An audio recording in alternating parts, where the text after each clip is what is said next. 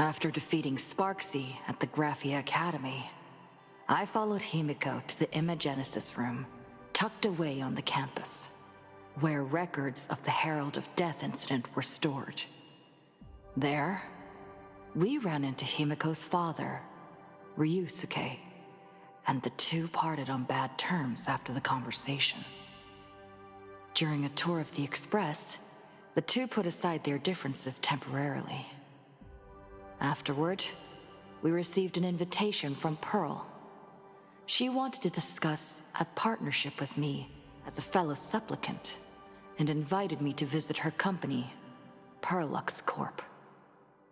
At Perlux Tower, we had a friendly spar with the superheroes, the Daybreak Squadron, and a tour of the Mechatron production process.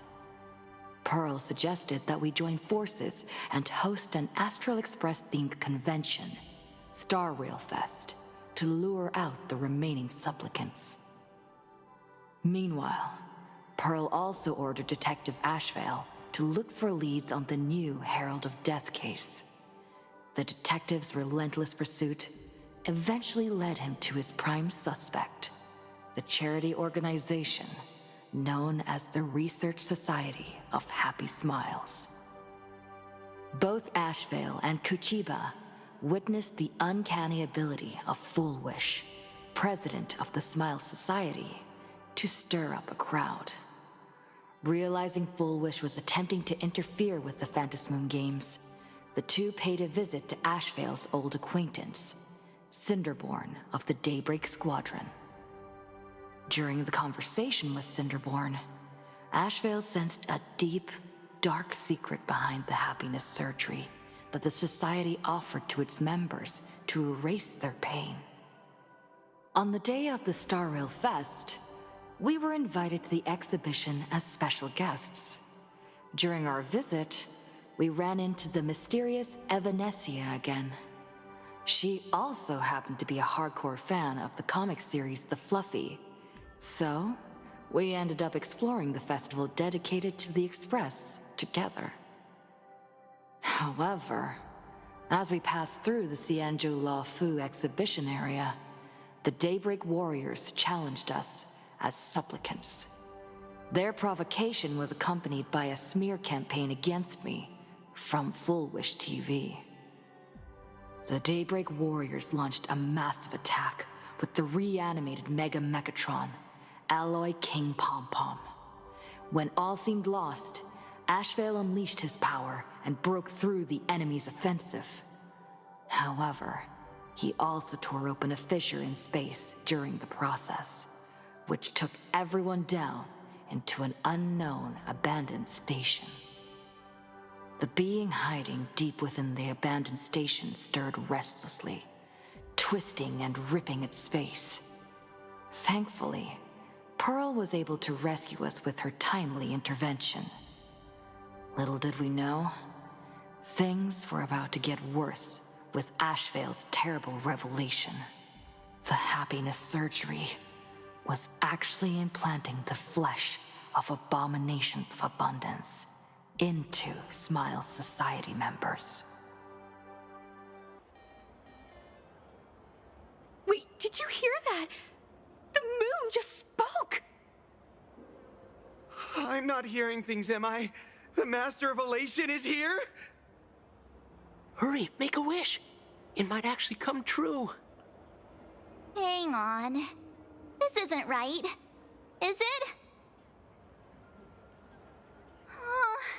Oh, that winking moon up there in the sky. It just spoke. For real. Oh, hey, it wasn't just me, was it? You heard that too, right?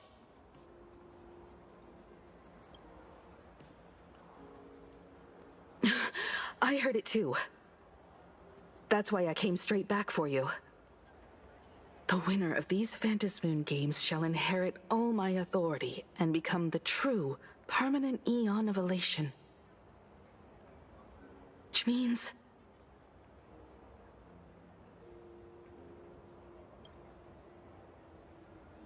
Precisely. Aha has raised the stakes. The final winner will inherit the authority of Elation itself. Are you serious? This is so wild. It doesn't even feel real anymore. Every time a path has vanished or been absorbed, the cosmic turmoil has lasted for dozens of Amber eras. The transfer of an eon's divine authority. How could that ever amount to a mere wager, lightly traded in a single world's game?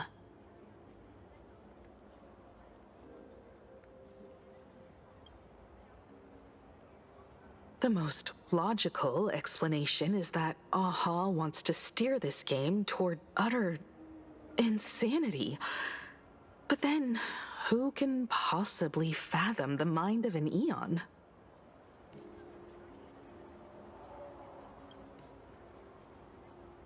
Not every Phantasmoon game's ending has been recorded.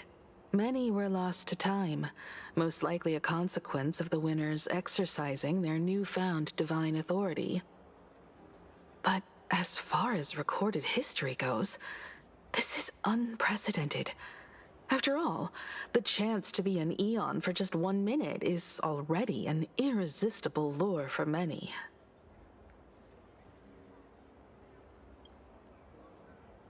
Exactly. It's just too weird. Can you really just give up being an Eon?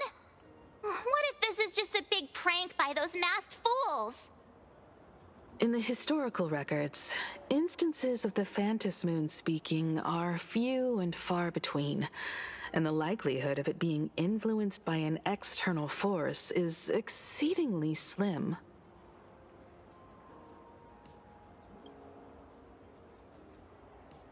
Basically, unless what the Phantasmoon said is some cruel joke or a play on words, once the games are over, a new god will be born. One of unknown identity, unknown morality, and unknown purpose. They won't be a guest with a 1-minute pass to the Elation theme park. They will be its new owner. They may spread good fortune and steer the great wheel of the cosmos toward hope. Or they may be a god of utter malice, mocking all who stand against the destruction, intent on dragging the universe into an abyss of despair.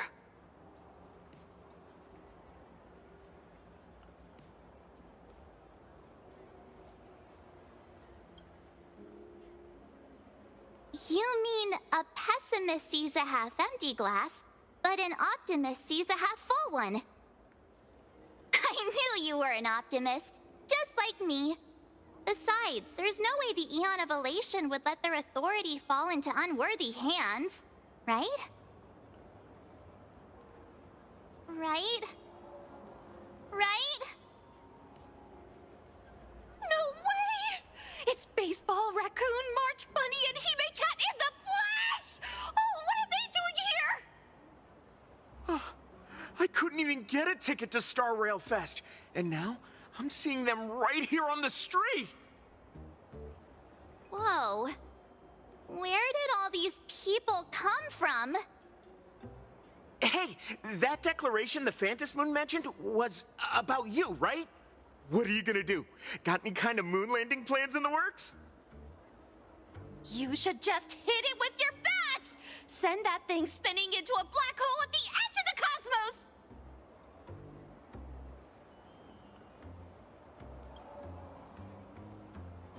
You smash anyone who stands in your way with that bat! The way they say it makes you sound like a supervillain. Uh-oh. You don't think that fight with the Daybreak Squadron made everyone turn on us, do you? Come on, isn't that basically your trademark? You beat the Daybreak Warriors senseless. Oh! All these big shots from across the cosmos, fighting to the death right in our backyard. It's gonna be epic! Epic? Are you brain dead? One wrong move from them and we're in serious trouble. Just like what happened with the Herald of Death years ago. Sign this for me, future Eon! Yo! When you become an Eon, can I be your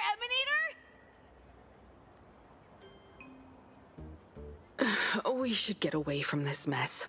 Let's head back to the Express and discuss matters there.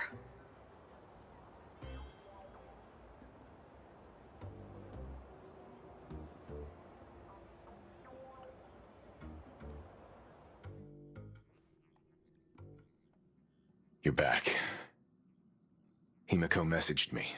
She filled me in on the Star Rail Fest and the Phantom Moon's declaration. Things really are changing fast.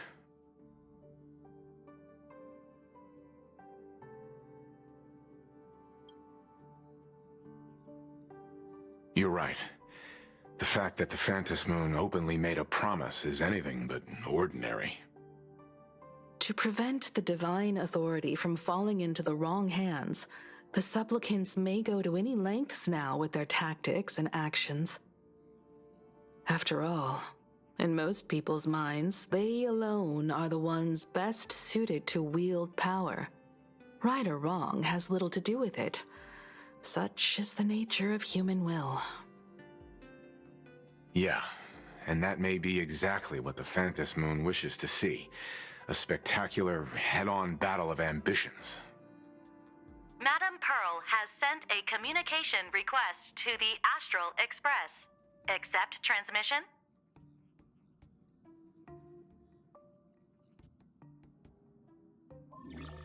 It hasn't been long since we parted, and here I am disturbing you once more. My sincerest apologies. Please, there's no need to apologize. Given the urgency of this transmission, Madam Pearl, I assume you wish to discuss the Phantom Moon's recent declaration.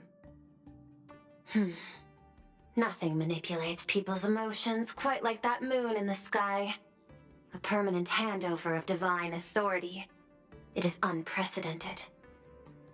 I can't help but wonder whether some malicious presence lurks behind the Phantom Moon. Still, who else but the Elation themselves could wield such control over it? In any case, the Phantom Moon's speech has made the public realize that the power to create a god is in their hands. Their emotions, and perhaps even their wish power, are swelling to historic levels. The Department of Aberration Defense even detected a surge of agitation and unrest among the Imaginae. When normal people believe power rests in their hands, their decisions tend to grow more radical and reckless.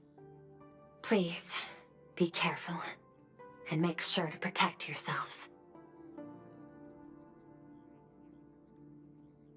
Correct. It would be wise to keep a low profile and stay out of the public eye. The Media and Public Relations Department has been monitoring public sentiment. At present, speculation and criticism regarding the Astral Express are surging. I've seen it online myself. Following the fight with the Daybreak Warriors, there's been no shortage of hostile commentary aimed at her. A commentary program on TV has been claiming the Express's adventures are nothing but stories fabricated by the IPC. Many believe the Astral Express is oppressing the local heroes, and some are even speculating that she is the new Herald of Death. What the? What's wrong with these people? These narratives are undoubtedly being amplified by media platforms steered by Full Wish. I've received a report from the Security Bureau. They tell me that many fans of the Daybreak Squadron have been stirred up and are threatening retaliation against the Express. I'll reinforce security in case agitators attempt to storm the station.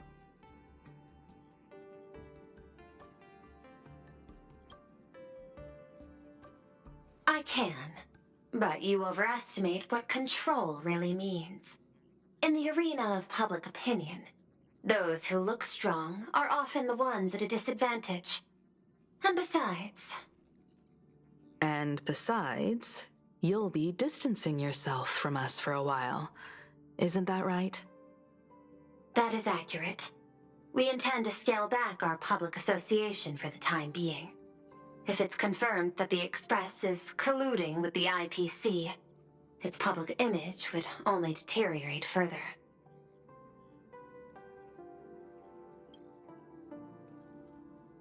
Regrettably, I cannot agree to this. Clarifying the facts amid a frenzy of public sentiment is like trying to quell boiling water by stirring it. It only fuels the flames. The happiness surgery causes recipients to undergo an abundance transformation. Disclosing such sensational information would probably be taken as a hoax, or trigger public panic.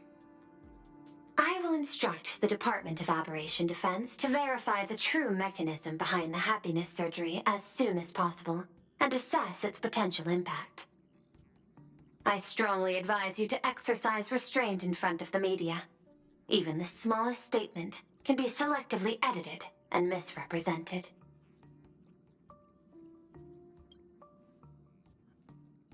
That much is certain. Still, given the current volatility of public sentiment, please exercise caution and self-control.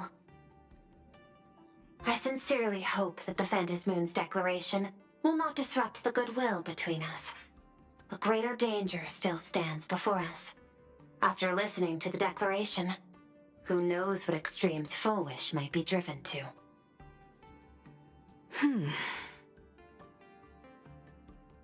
Affairs demand my attention, so I must excuse myself. Should there be further developments, I will keep you apprised.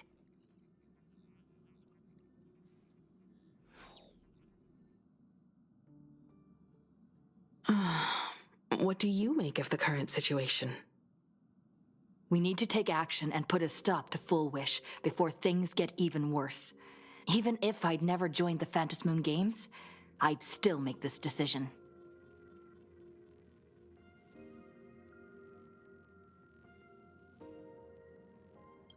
Whatever her excuse is, killing others as if it's just a game is beyond forgiveness. Agreed. Given the likelihood of Full Wish acting unpredictably, we should confront her with everything we have. That reminds me, I've been wondering, the happiness surgery taps into the power of abundance, yet Full Wish seems perfectly normal. Just, how did she get her hands on something so dangerous? Perhaps it's the lingering poison left behind by the previous Herald of Death. 15 years ago, the monster who turned living flesh into his artwork would, in the heat of combat, slip into bouts of frenzied elation and delirium. The murderous mark he left behind, the bloody bloom, was no mere delusion. According to his interrogation transcripts, he claimed to witness a brilliant golden tree promising him everlasting life. I cannot say whether the vision this madman claimed to see corresponds to something real, but the possibility cannot be ruled out. He claimed that in his hallucinations, the golden tree's branches coiled around him, drowning him in frenzy and pleasure. He wanted its blossoms to bloom before all, and to bring about that miracle, he was willing to slaughter without restraint. In hindsight, it's clear that the Herald of Death was a supplicant who bore the power of abundance. The tragedy he orchestrated in plain Arcadia ultimately forged another version of himself. Full Wish. Right now, in plain Arcadia, how many have undergone the happiness surgery and turned into potential abominations of abundance? It's a terrifying thought. Full Wish. What has happened to you over the years? Hiding behind these innocent people. What are you really trying to accomplish? I need more information about this junior of mine. I plan to head to Graphia Academy. Care to join me? If we're to investigate Full Wish, we need to examine the traces left behind from the Herald of Death incident that took place during the last Phantom Moon Games. The recollections of teachers and the student records sealed away by the school. We're bound to find a vital clue there. If you're set, let's get moving.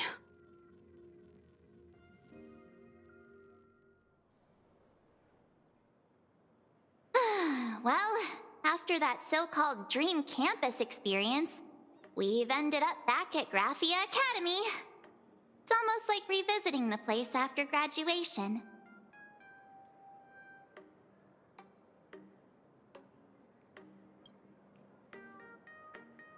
Wait a minute.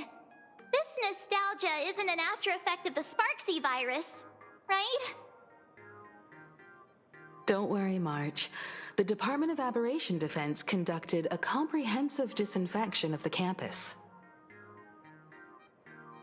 That's a relief. The last thing I need is to be mid-investigation and suddenly morph into some hopping, dancing mushroom rabbit. Speaking of which, where should we begin our investigation into Full Wish?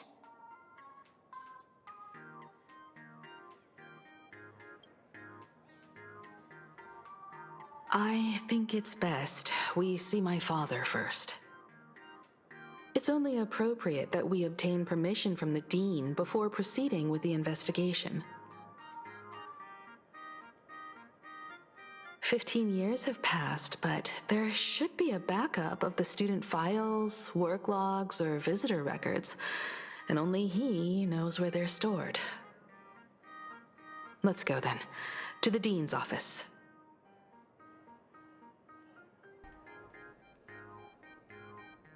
Himeko! There you are at last. The news said you got into a huge fight with those, what were they called? Warriors at the Floating Isle exhibition. And then you disappeared. Let me see. You're not hurt anywhere, are you? I sent you a dozen messages, and you didn't reply to a single one. Do you have any idea how worried I was? But seeing that you've come to tell me you're safe in person, I'll let this slide. If you're really so preoccupied, a message or a call would do, you know. Ah, it's you two. I saw you on the news as well. Valiantly fought, huh? These Megatron warriors don't know who they're messing with. To think they dare challenge my daughter's subordinates. Well, now it feels like we're the underlings of Warlord Himeko or something. In any case, I'll leave Himeko in your hands. Please try to keep her out of combat.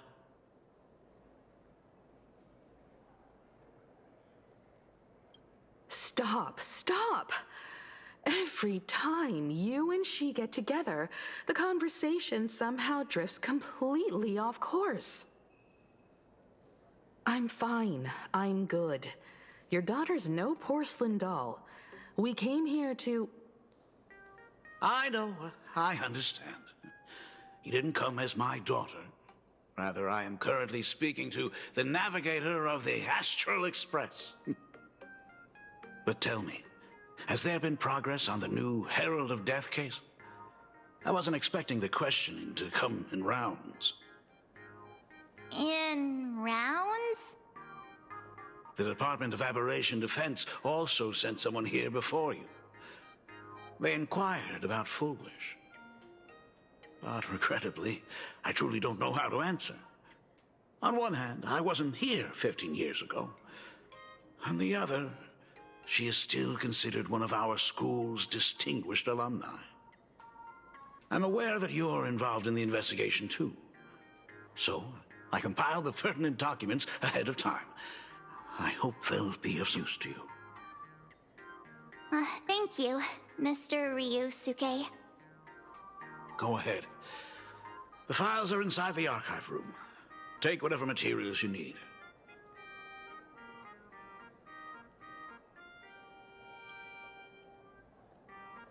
To be honest, it wasn't until the Herald of Death incident 15 years ago that I first learned her name. As the Dean, I should have met up with her more often and tried harder to soothe the wounds it left on her. But I just couldn't. Do you really need all the details? The whole serving as a model example thing. I don't want to tarnish it completely. I knew it was a selfish thought, but I just couldn't help it. Back then, whenever I heard her name, I thought to myself, if someone was able to survive the incident, then why couldn't it have been my daughter?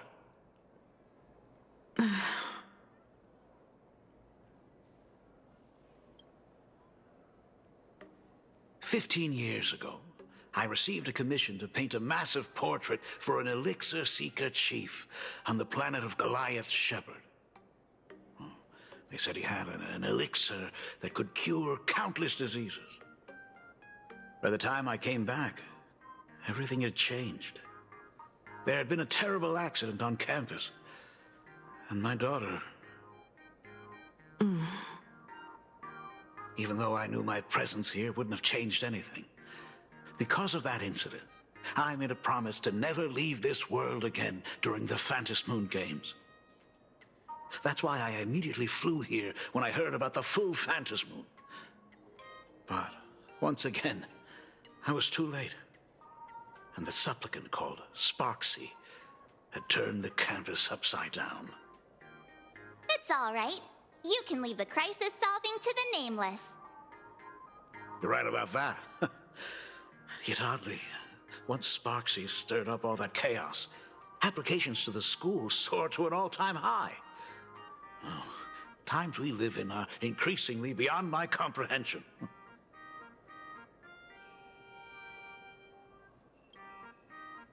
You're always welcome. Other than the archive room, you could also try talking to Miss Dolly. She's the longest-serving faculty member here and likely knows the most. Then we'll try the archive room. Let's go, you two.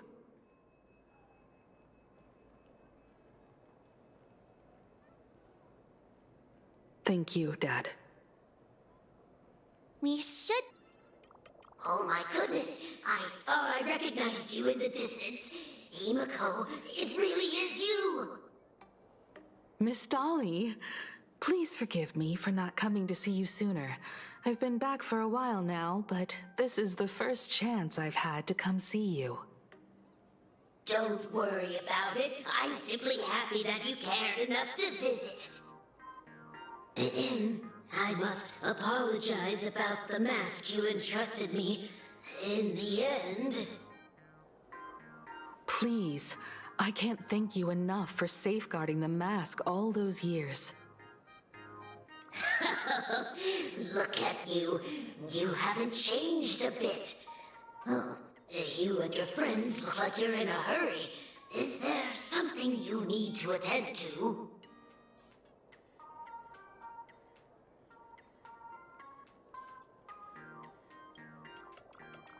Foolish? The poor child who survived the Herald of Death. The school organized a fundraiser for her back then. I still remember how she bowed again and again with tears in her eyes at everyone who helped. Poor girl, though she was lucky to have survived, her parents didn't make it. There were rumors flying around the school saying she had something to do with the Herald of Death. Otherwise, why would she be so lucky? She's the only one who survived. What a bunch of scoundrels. She had good grades and a good heart, and becoming famous, she often came back to visit the school and sponsored a number of scholarship projects. Speaking of which, do you know anything about what happened to her after she graduated from school? I heard she went somewhere beyond the sky to further her studies after graduation. She had the chance to work for the Interastral Peace Corporation, but chose to return home and take over Seafeld TV instead, which was on the verge of bankruptcy. Somewhere beyond the sky. Miss Dolly, do you know where she went exactly? I never heard. However, she pushed out many projects after taking over the TV station and managed to expand their business to the whole of Plain Arcadia in just a few years. That is all I know. Thank you, Ms. Dolly, for your intel. Teacher, that the gym teacher is sick again.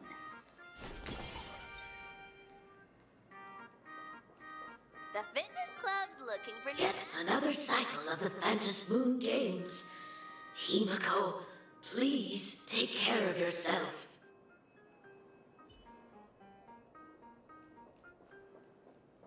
The new Herald of Death is real! They say he came back to life and was responsible for what happened in Dovebrook. He's not coming here to kill again. Is he? Maybe we should ask for leave and stay home until this blows over? What are you, scared? If he really comes, I'm live streaming the whole thing and getting all the clout for it. Who needs leave after that? I'll just quit school altogether.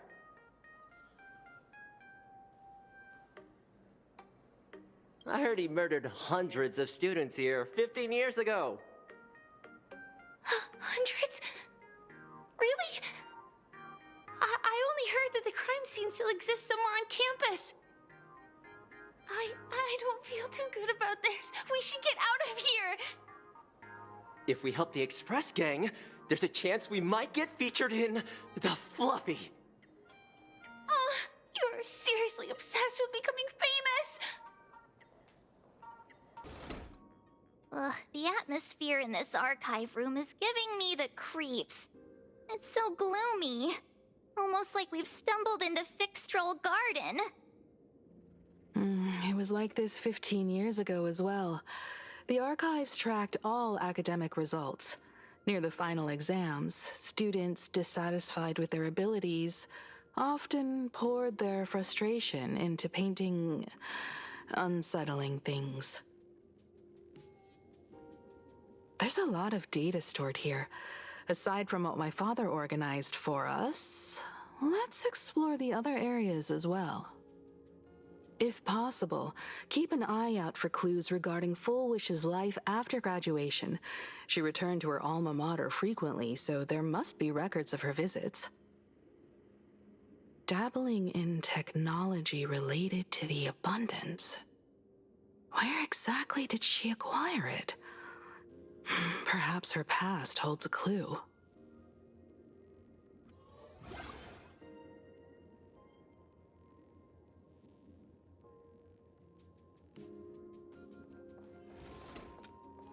Is this?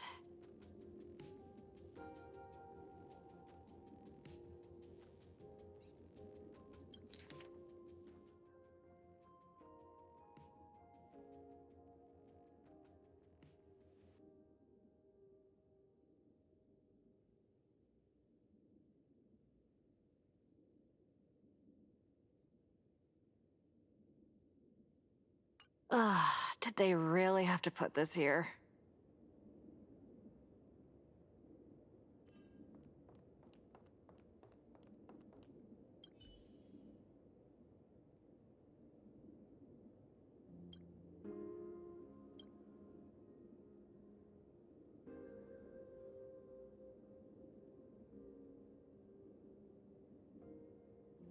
There are so many press releases here.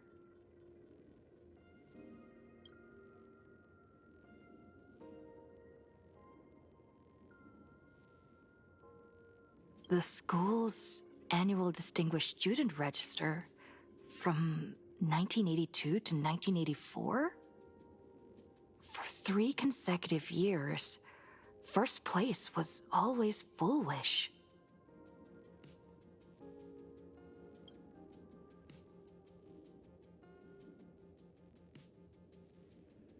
The IPC has severed all channels of intel with its iron grip. Hardly a surprise. Formal caution regarding a student's non-compliant hairstyle. Disciplinary action concerning a student's involvement in 3 food poisoning cases? Disciplinary notice for a student's involvement in a physical altercation?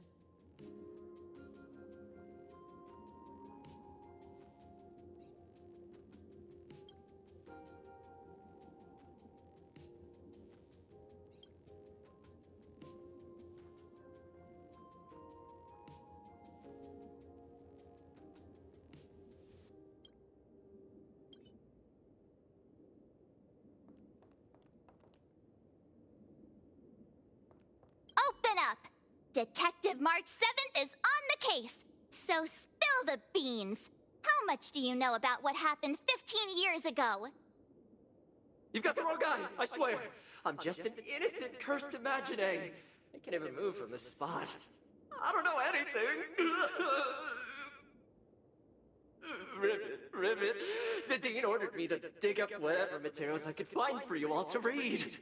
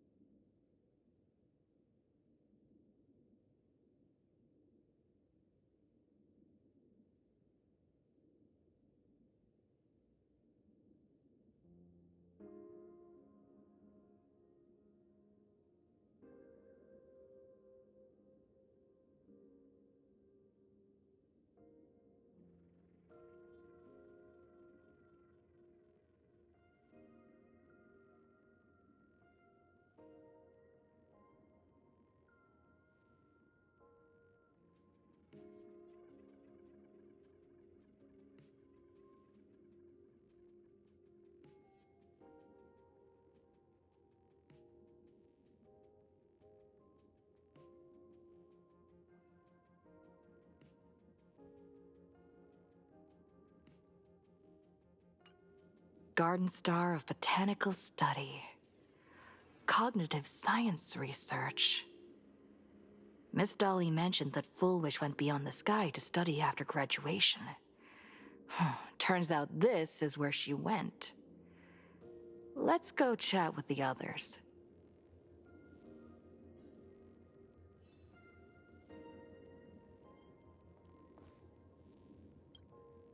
Well, did you find anything?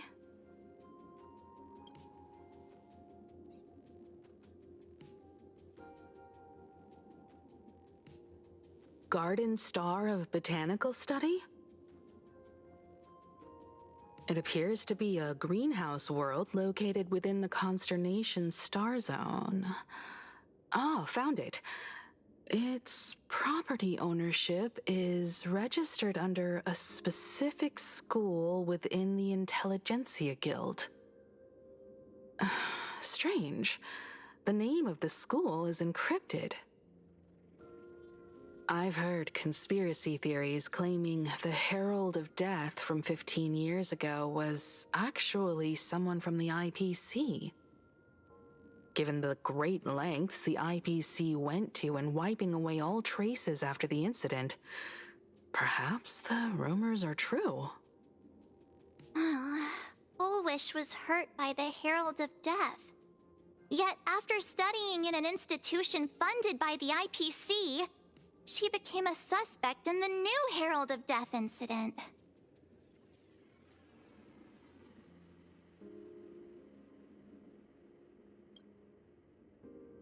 You mean she created the happiness surgery after studying on that greenhouse world?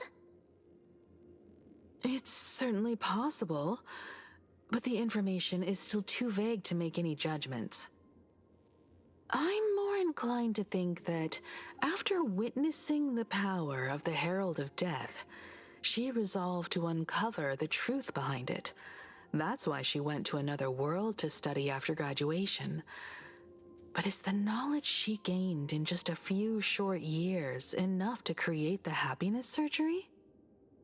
If the power of the abundance used in the happiness surgery stems from the Herald of Death's lingering poison, would the IPC, who have tried to hide this in every way possible, really be unaware of her actions? There are too many things here that an ordinary scholar simply couldn't achieve. Perhaps I should contact her as a fellow alumna and have an open, honest talk. Contact Fullwish as her senior? After all this time, would she even want to see you? I don't know.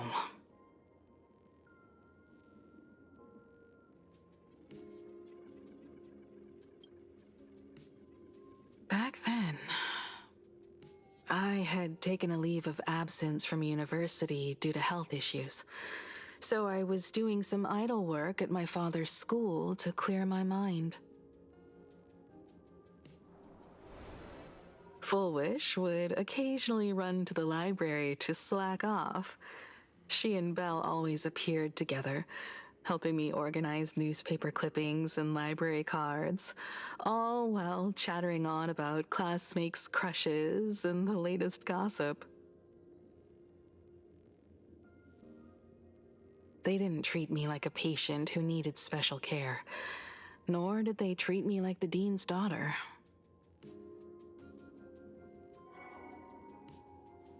We often shared snacks brought from home and secretly dug out the school's collection of ancient books and paintings to admire them.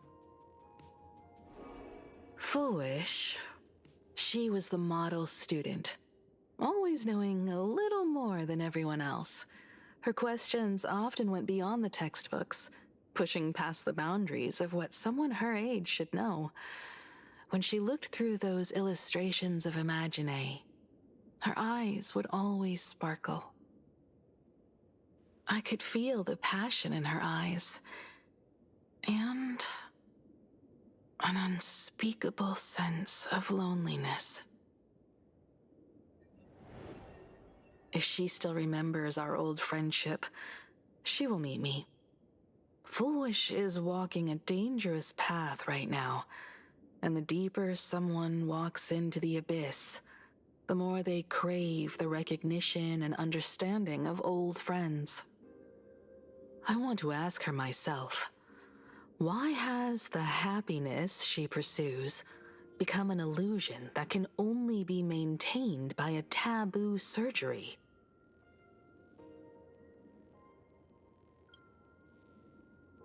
Me too. Thank you, you two. And thank you for your investigation. Though many questions remain unanswered, at least I now have a clearer picture of her movements after graduation.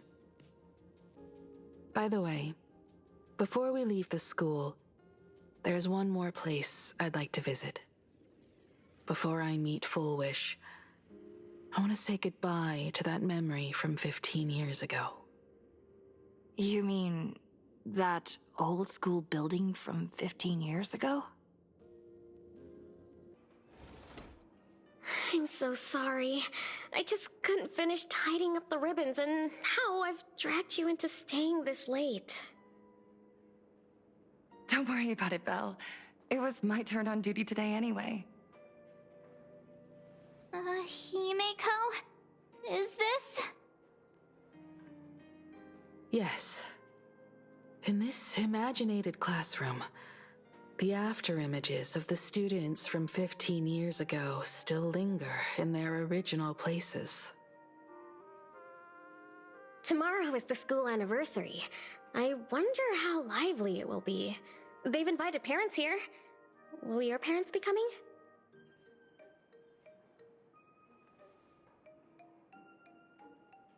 Oh, Full Wish?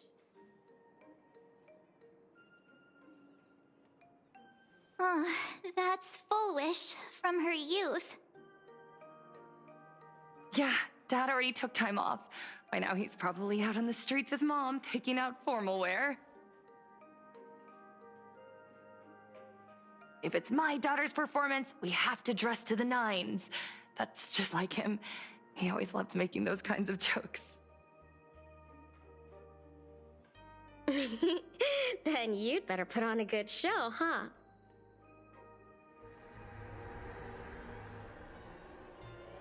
There won't be a show anymore, Belle. Because unexpected guests have arrived. Everyone from the Astral Express and Himeko. I didn't expect to meet you here. Did you enjoy yourselves at Star Rail Fest? Did you grant those smiling kids their wishes and bring joy to everyone? Full Wish. Himeko, you recognized me at just a glance.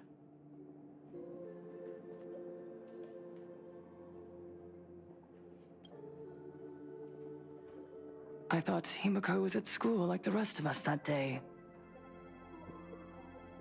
When I saw Belle lying in a pool of blood, when I was crushed under the collapsed wall and unable to breathe, the thought crossed my mind. Poor Himeko. If you had met the Herald of Death with that delicate frame of yours. But who would have guessed? You're alive and living quite well. You became the navigator of the Astral Express, roaming freely beyond the sky, just like the three of us used to talk about in our chats. Your dream came true. Congratulations are in order.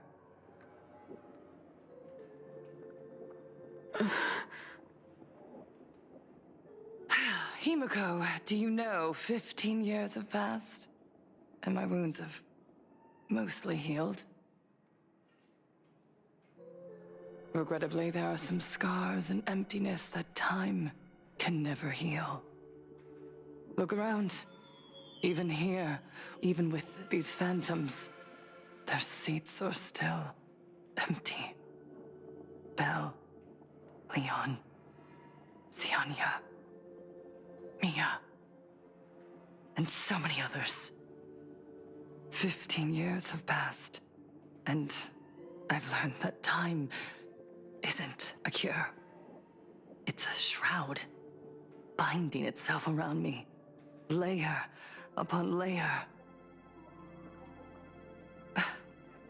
So I made a decision. I'm going to tear it open. I'm going to let everything bloody and unforgettable beneath it see the light of day again. See the light of day? You were a victim of the Herald of Death, only to become the second Herald of Death yourself? You intend to use a power you can't possibly comprehend to win the Phantasmoon games. How are you any different from that monster back then? From the monster that took your parents' lives?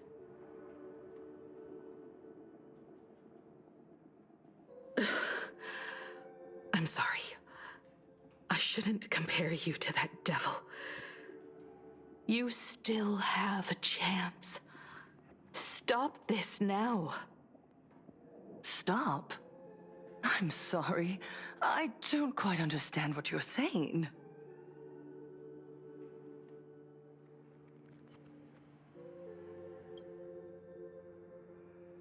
I would advise everyone to think twice before making rash accusations.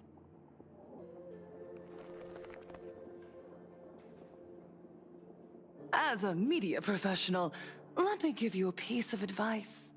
From now on, when you're in front of a camera lens, watch your expressions and be cautious with your words and actions.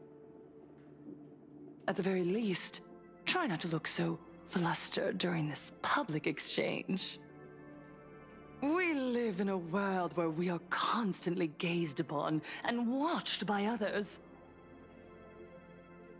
This camera crew was originally prepared for my upcoming speech, but meeting you all here, it really adds a wonderful dramatic flair. To the audience watching from your screens, you know my name, and I know that right now, you are watching me. 15 years ago, with the tacit approval of the IPC and the Arcadia Council, the Master of Elation's divine ritual degenerated into a barbaric, bloody game. You and I, the residents of this Arcadia, surrendered a lifetime of dignity, wealth, and time to them, all in exchange for a single full meal. We are surrounded by bizarre entertainment and stimulating gore. We soak all day in shallow, boring programs, achieving nothing. And now, we must live in fear of the unscrupulous atrocities of these supplicants from beyond the sky, forcing smiles as we applaud and cheer for them. Is this the happiness the god promised us? No! Absolutely not! The Master of Elation would never be deceived by miracles, but with pain and blood. What they desire to see are heartfelt smiles. And so, they granted me a revelation. Everyone, on that evening 15 years ago, what saved me was not luck. It was not the supplicants, and it was certainly not the IPC. Right here, as the Herald of Death approached, step by step, the one who sent down a miracle was the Master of Elation. They allowed me to escape with my life. And when I was trapped in a small room, consumed by loneliness, they sent me a mask. They revealed my mission to me, to bring happiness back to a plain Arcadia that has lost its smile. I, Fullwish, survivor of the Bloodstained Games, hereby formally announce that I will join the Phantasmoon Games! In this game, I shall win the Eon of Elation's authority. And then, I will make smiles of happiness bloom on the faces of every single person in plain Arcadia!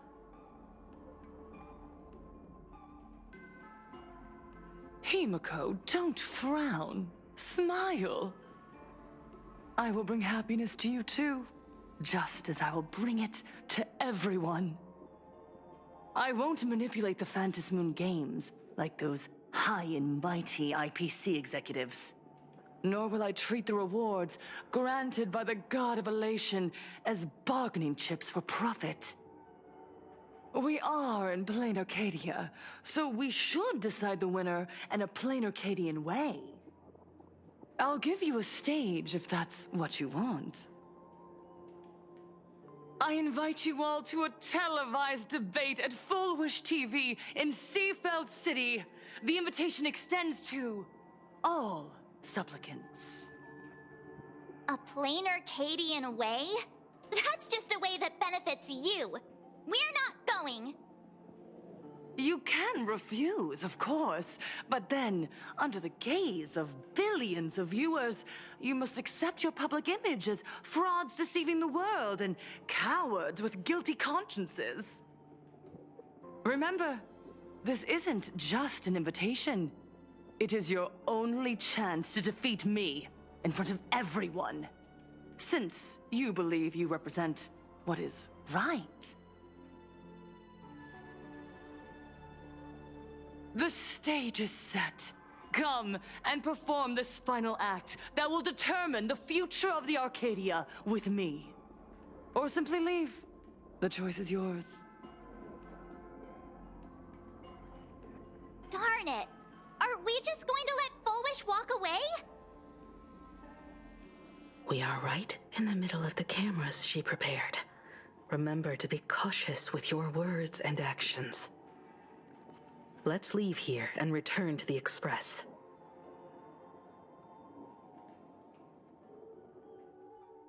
Hello, everyone, and welcome back to the Arcadian Morning Report. We're continuing our exclusive coverage.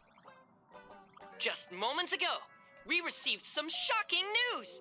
The head of our station, Lady Foolwish, has officially announced that she will be entering the Phantom Moon Games as a supplicant. At the same time, Lady Foolwish has announced a blockbuster special! The end of a century TV debate! She's inviting supplicants to the Foolwish TV studio to discuss and debate the topic, what kind of future will the Phantom Moon Games bring to this world? What a magnificent topic! At a time when supplicants from beyond the sky are brazenly suppressing and insulting our local heroes, finally, a supplicant has appeared who truly cares about and represents the citizens of Plain Arcadia. Too true! Ever since these Phantom Moon games began, signs of things spiraling out of control have been popping up everywhere. First, the famous streamer Sparksy tried to spread a mimetic virus. Then the nameless of the Astral Express clashed with the Daybreak Squadron, causing severe damage to Lookout Cloud and the Skyline Express line. With so many accidents happening, you really can't help but wonder, are we seeing a repeat of the blood-stained games from 15 years ago? You got that right! Speaking of the blood-stained games 15 years ago, Miss Foolwish herself was a survivor of that tragedy. She's come such a long way, never once letting her painful past keep her down. A true legend of resilience. Now Miss Foolwish has joined the fray as a supplicant. She must be here to stop the tragedy from repeating itself and to reclaim the peaceful days this world deserves from the hands of supplicants from beyond the sky. Will she be able to shoulder the wishes of all Plain Arcadia and set this game right again after it's spiraled out of control? Let's wait and see. Ugh, so shameless. Reporting news about your own station director on your own TV station, and you still have the gall to pretend you've received some shocking news? Don't you guys talk to each other internally? I see. Full Wish actively issued a challenge. I ran a search. Seafeld City is a port town neighboring Duo-Mention City. Full Wish TV's predecessor, Seafeld TV, is located there. Looking at it this way, the televised debate is obviously nothing more than a diversion. What Full Wish wants most is for us to walk right into the trap she's prepared. So, what do you think?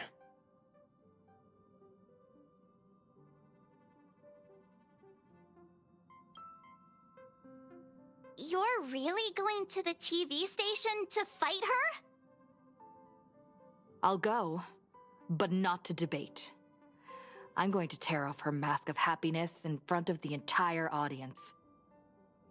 But before we act, I need more help. Help? We can all help you. Wait, do you mean... Sparksy. Ever since Sunday was dragged into the Phantom Moon Games by Yao Guang, he hasn't returned for days. However, I haven't heard of him making any public appearances either. Asking him to cooperate as a wildcard right now is a good idea. But what's the deal with finding Sparksy?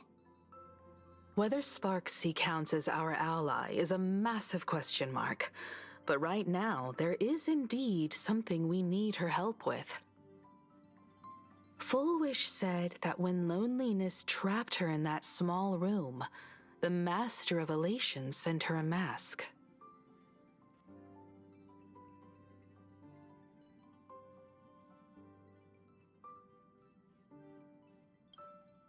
Her claim might just be a glorified way of saying the tavern sent her an invitation.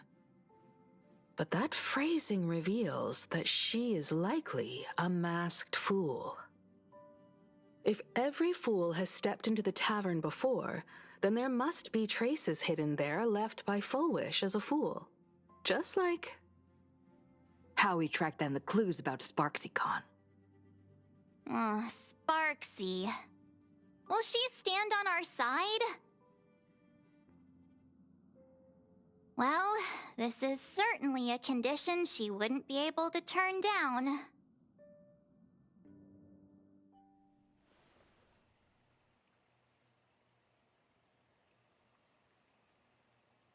You just said, as for the brewing storm, whether the turmoil once again is the result of the laughter's mischief. What exactly was that supposed to mean? You mean to say the Joy Seeker wants to destroy the very rules they laid down, the game they wove with their own hand? Come over here.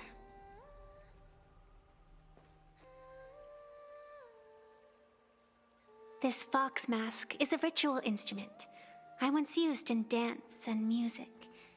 It accompanied me across vast distances in search of an elixir of immortality, a mark of who I was in life.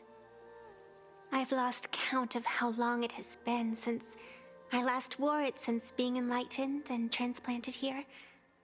But here it is, presented upon the altar again, which means... As the game's referee, you've been pushed onto the field. In this moment, you are now a supplicant. For over a century, I presided over a war game in which supplicants carved out their own territories and vied for supremacy, using the power of the masks. I've also hosted survival games where emanators took the stage to compete, invoking eonic powers to try and slaughter every last opponent in a single day. Whenever the Phantom Moon Games are at risk of being suspended or disrupted, I will use the authority granted by the Elation and the Abundance to measure, judge, and punish any violators. I guess you could call me the security protocol for the Phantom Moon Games. But now, someone has gone and designated me as a supplicant. It's utterly unheard of. Who else but the laughter could pull off something like this? Perhaps. Some entity harboring a deep-seated hatred for the laughter. Who could it be? Entities like that. I couldn't count them all even if I used my toes. I warned that jerk ages ago. Take a joke too far, and you're bound to make enemies. See? Instant karma. Never mind who he is or what he's after. We're here now. So what do you plan on doing? Fortune rests upon misfortune, and misfortune gives rise to fortune. Becoming a supplicant isn't necessarily a bad thing. Wouldn't that allow you to step openly into this chaos and drag the puppet master into the light? You're looking to team up with me? Team up with someone from the abominations of abundance that you Xianzhou people despise? That's hardly appropriate. You're an ancient sacred tree. It's the furthest thing from an abomination of abundance, no? Oh, your standards are certainly flexible. The hunt and the abundance. We really make quite the interesting pair. So, where do you plan on starting? How about we start by freeing my friend in the tree? I nearly forgot about that. Chip away, little bird. I'll allow it. General Yao Guang and Miss Fox, I've received some news that might interest you.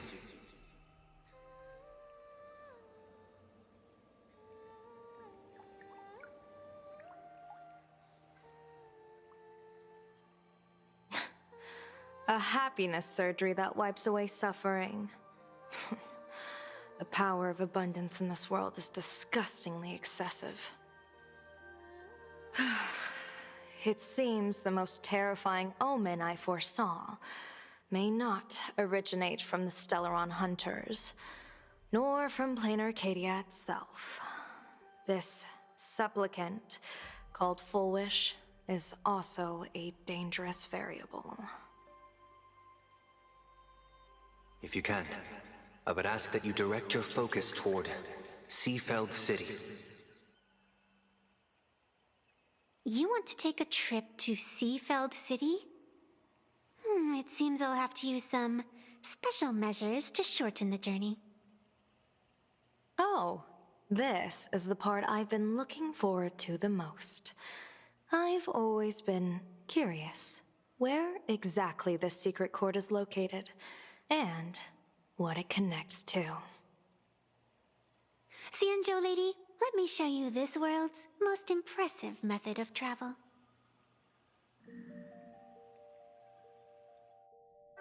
Here we are! Already? Wait. Why are we at the station? Because naturally, we're taking the express to get where we're going. All that build-up, and this is your idea of an impressive method of travel? Well, what else? That's why I said you've definitely never seen this before. It's the Bulletworm Express. I bet you've never taken a ride on this. You're the arbitrator of the Phantasmoon games. For crying out loud. Don't you have a cooler way of getting around? You're a great general of the Xianzhou for crying out loud. Don't you have a cooler way to get around?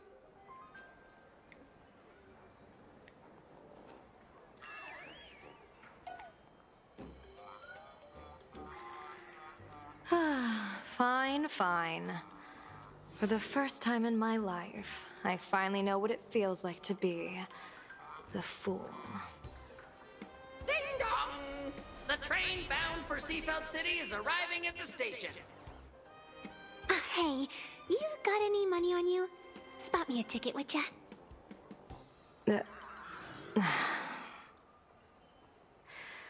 That's the second time.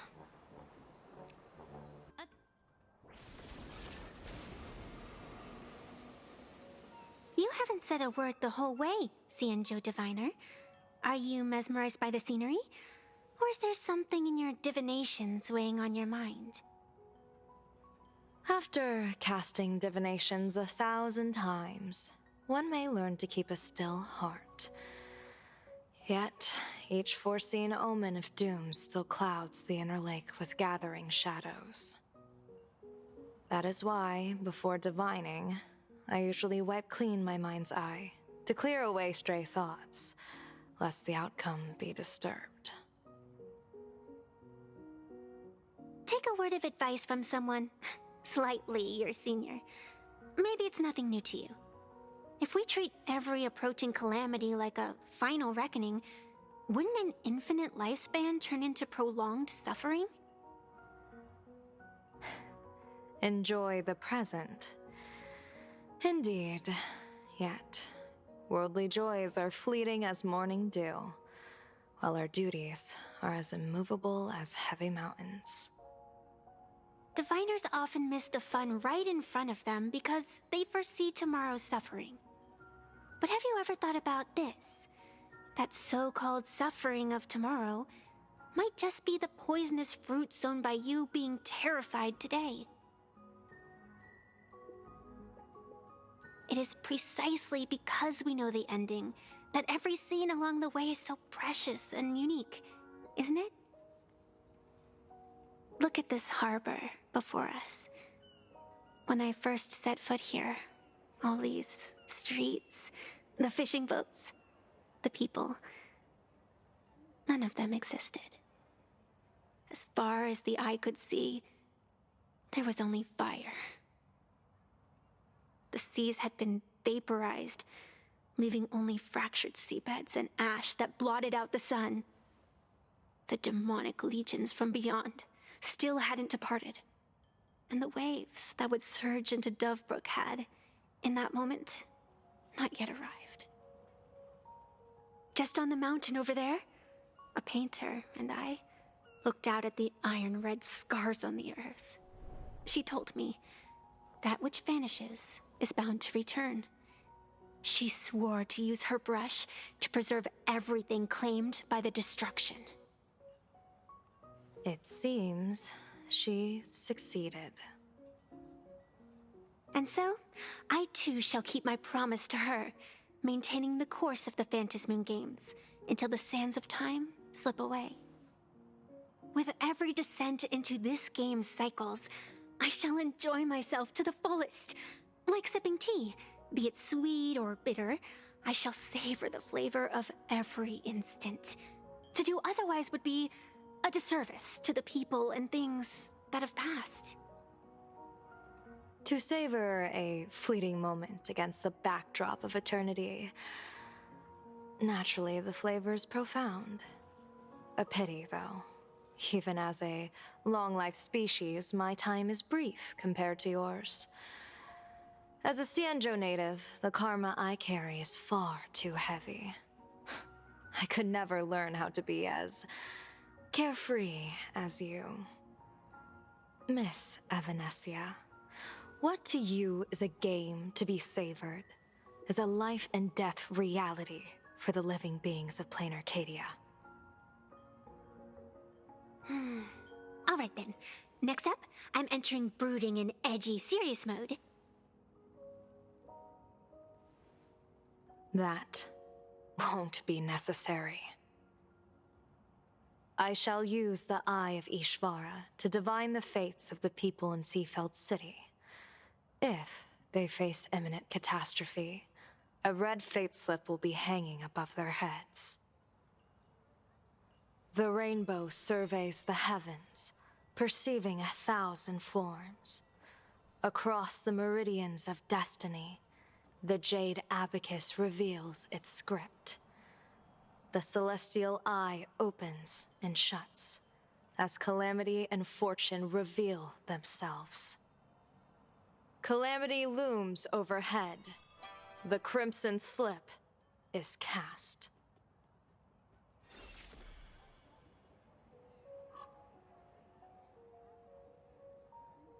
Mr. Sunday will share my insight with you through the spirit bird, Miss Evanescia.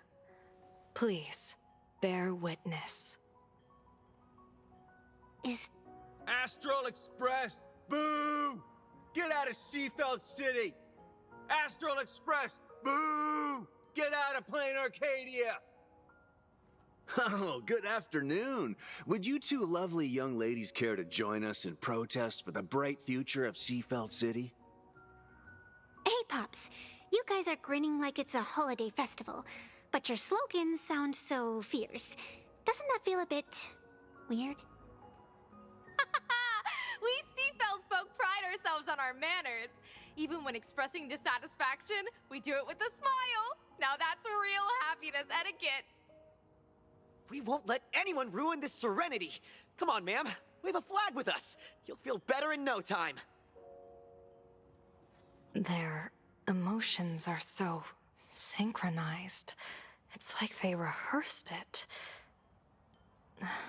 This kind of happiness feels like some compulsory routine. Mm-hmm. Their smiles send shivers down my spine. Hey, wasn't it your Director Fullwish who invited the Astral Express crew here to debate? Showing your guests away like this is hardly polite. You! You're from the Astral Express, aren't you? Hey! So, do I really look that much like a nameless? It's not like I have a boarding pass stuck to my face. You... What are you so happy about? Just look at you, dyeing your hair like that at such a young age, instead of doing something decent with yourself. You're no better than that bunny on the Astral Express. Anyone could tell you're not from around here. Hey, jerk! It's not dyed. And for the record, March Bunny is adorable. Wait, what happened to all those happy smiles on your faces before? How did you flip the switch so fast? You people from beyond the sky.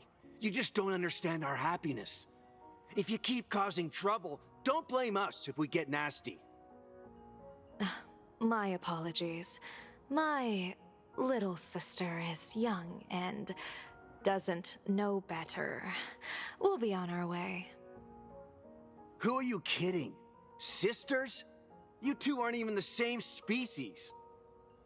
Cause any more trouble and I'll call a whole boatload of Ploos to toss you both into the sea as fish food. Welcome! Come try our happiness soda.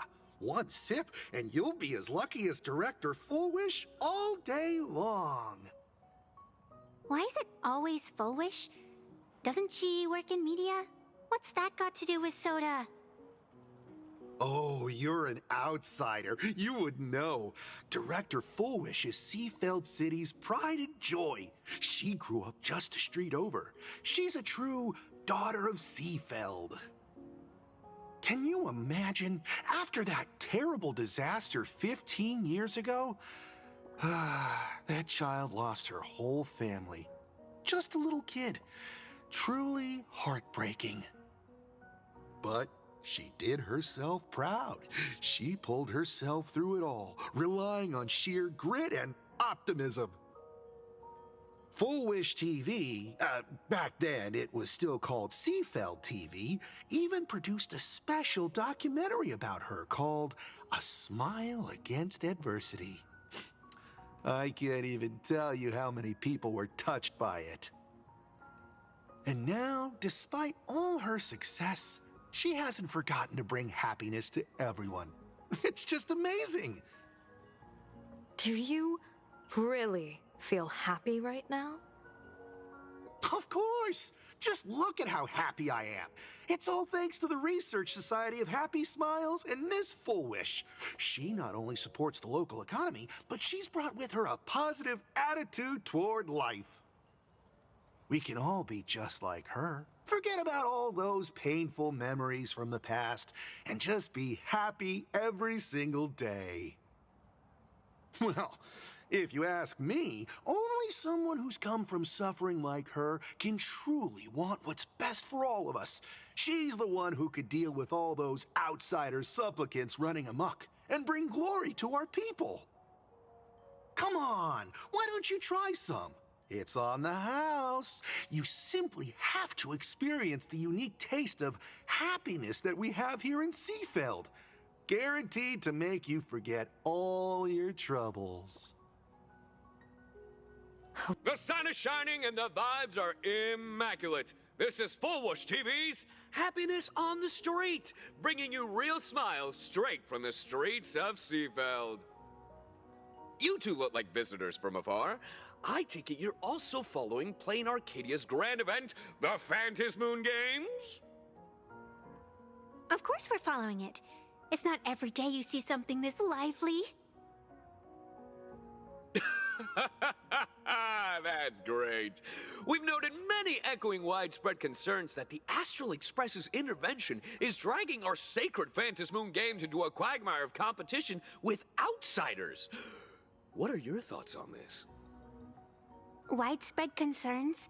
Mr. Reporter, I suspect your question already comes neatly packaged with its own answer. Judging motives is futile. What we want to be focusing on is the real-life consequences of our actions. Oh, that's so deep! Many Seafelders feel that rather than any IPC vision of prosperity, it's the healing smiles, healing Arcadias proposed by Lady Fullwish that is the more grounded future we desperately need. What is your take on this?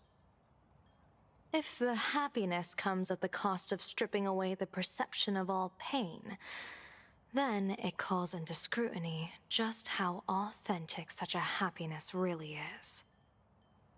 Exactly. By that logic, eating candy until your teeth fall out counts as happiness too, right? I mean, hey, at least it tasted sweet. That's a very vivid analogy. Finally, a hypothetical question. If you had to choose, do you believe the preservation defined by outsiders or the happiness advocated by Miss Foolish better represents the future of Plain Arcadia? The real future has never existed within such a narrow dichotomy. Now, if you'll excuse me. Thank you both for sharing. Have a wonderful day! All defensive answers, not a single morsel for us. This whole segment is wasted. Go find some citizens who can chuck us a few happiness testimonials to pad out the reel. Bid farewell to painful memories and embrace the eternal now. Let the smile of happiness become your only truth. Follow Master Fullwish's path, embrace rebirth, and you and I can both become the happiest people in this Arcadia. How very strange. No matter how many times I perform the divination, the signs hovering above the passers-by in Seafeld City are all wheels, signifying peace. Is my Eye of Ishvar suffering interference from a supplicant's abilities here? But how is that possible? I actually think your judgment is looking more and more likely. The pedestrians on the roadside, the fishermen at the port, the shopkeepers on the street, and the ones preaching happiness. From the moment I entered this port city, I felt it. Something stirring gently within them, resonating with the same essence I carry. This entity is far too faint. I can scarcely feel its strength. It was once shattered to nothing, crushed into powder, burned down to ash, nearly extinguished. But it has no concept of death, and so it simply went to sleep. It quietly lurks, waiting for the farmer to scatter it across the fields. Given time, it will inevitably wake up again. I believe most people in this city must have undergone the happiness surgery. Just look at the spectacle the Smile Society is putting on over there. At the courtyard, you once said, "Fortune rests upon misfortune." A great calamity for some, but for others, perhaps a turning point leading to ultimate bliss. If there really is something that lets people survive apocalyptic disaster, then a wheel slip hanging above their heads would be only fitting. However, those who survive will no longer be human. By that time, there won't be any need for a general of the Xianzhou to petition an audience. The gaze of the hunt will be firmly locked on this place. Follow me. What's your plan? My plan? As the referee of the Phantasmoon Games, former referee, I mean, when faced with a supplicant who blatantly breaks the rules and dispenses blessings on a whim, the only thing I can do is issue an executive ruling. Is this it? You keep this sacred instrument out here in broad daylight? Aren't you worried someone might make it disappear? Hold your horses. We've still got a ways to go. As for my precious measuring instrument, do you really think I'd just leave it lying around in the middle of nowhere? With all due respect, there is no path ahead. I get it. It's probably just an optical illusion. Extraordinary beings like you always love pulling that "the path only opens to the destined" trick. What's next? A secret passphrase? Do I find a stone matrix and jump through it? Or maybe... do you sing a little song, wave your hand, and the trees just obediently stand up and split into two neat rows? I'm no Woof Woof Dawn. I don't have that kind of skill. A long time ago, I raised a floating island right here for someone to paint. To prevent others from wandering in by mistake, I asked that artist to paint thick fog and woodland here, so passersby wouldn't stray inside. We made a deal. As long as I play my song, the fog will disperse.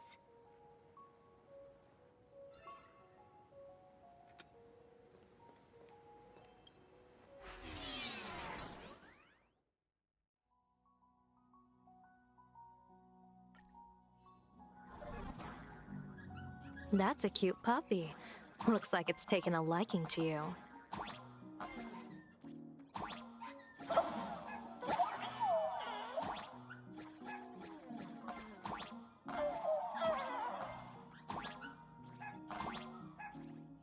I'll just borrow this cutie's head for a sec.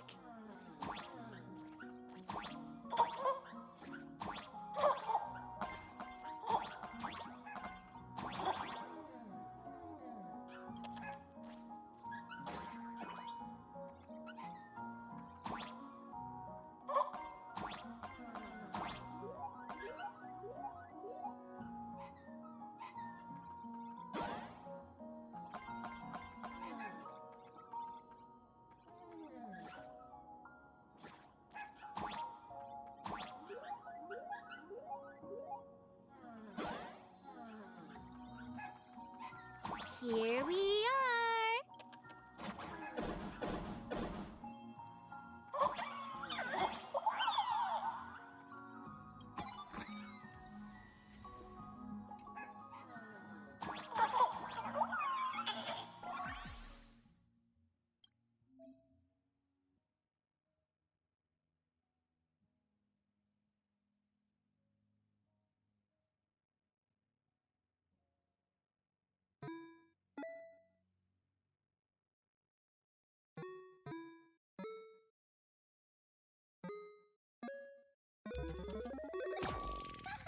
Let's go!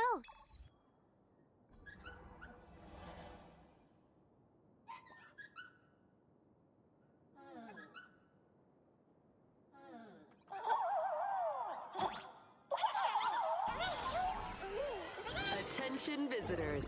Please keep off the grass and refrain from picking flowers. We ask that you treat public facilities with care. Thank you for your cooperation and enjoy your visit. May the laughter keep you smiling. What do you think? It's beautiful, isn't it? Compared to the Yuchue's scenery, I suppose it's more natural. Would it kill you to pay a compliment? Yes.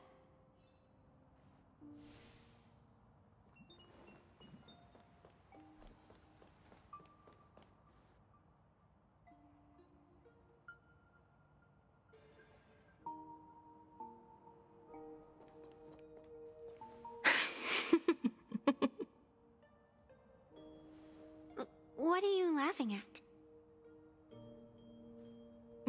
My apologies. I didn't mean to mock. I was merely curious. Is this thing really the sacred instrument with which you pass judgment upon supplicants? Is it really just a literal ruler? Hey, don't underestimate the spirit branch of true law. When it first appeared in the form of a blade 150 years ago, it could cleave a mountain in half with a single effortless swing. Miss Evanescia, let's keep such fanciful tales between us, shall we? Best not go spreading them around. If any of the Cosmicon Collective players find out, we'll never hear the end of their complaints about how mountain-busting power levels are for noobs. I never expected a high-ranking Cianjo general to be so well-versed in the gossip here on Plain Arcadia. Such is the way of a diviner. To enter a place is to observe its local custom. Same goes for us arbiters. Times change, and my babies have to change with them. Just picture it. A pretty girl in a school uniform, striding through the streets with a giant sword slung over her shoulder. You're right.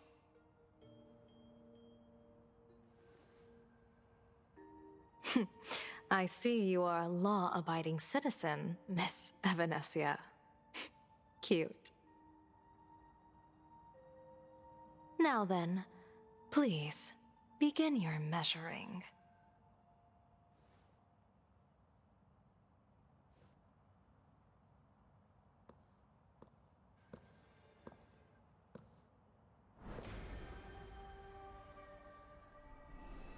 Weigh and sever this world, and engrave the laws of the cosmos.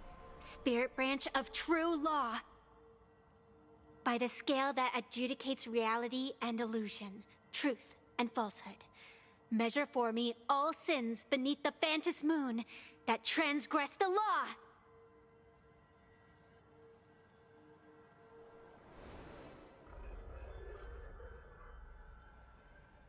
What is going on?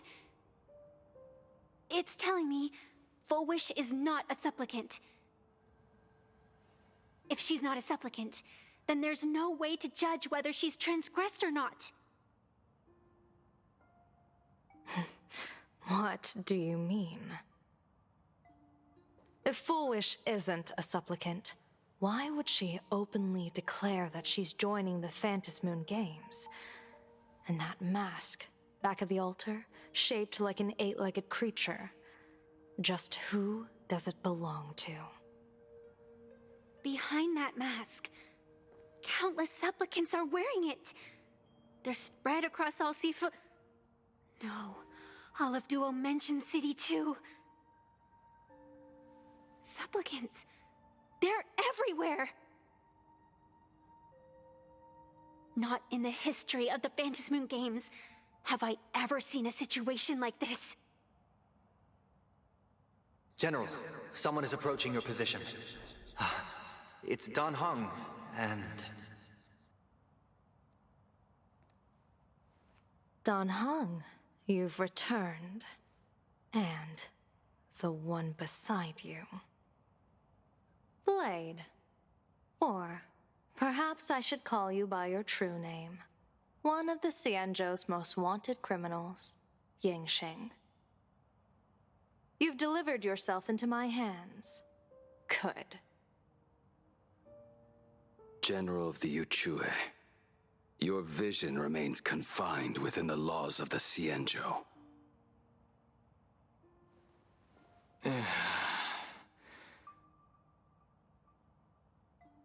I came here to kill our common enemy. Our common enemy? You are the Cianjo's enemy. Ever since you became a Stellaron hunter, you have slain countless emissaries of judgment sent by the Shuling Palace of Law to capture you. You even incited the artisans of the Juming to reforge your blade, entangling them in your crimes. But Your most unforgivable crime is daring to break into the Ten Lords Commission restricted area on the Xianzhou Yuchue with your accomplices. You destroyed the Ashen Steelwood, disturbed the slumber of our valiant heroes, and stole the secrets of the dead. What kind of vision drove you to commit the countless crimes of your past? And what common enemy could possibly stand between you and me? By all means, enlighten me. Oh? Well, I was in seclusion all these years. Well, you've clearly been up to quite a lot.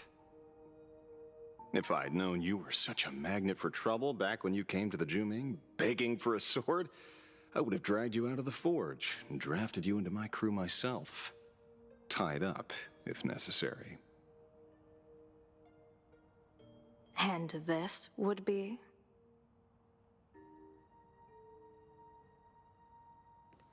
A pleasure to meet you, General Yao Guang. It's truly touching that my friends on the Xianzhou have kept me in their thoughts for all these years. I never change my name, no matter where I roam. I am La Mancha. You're obviously using a fake name.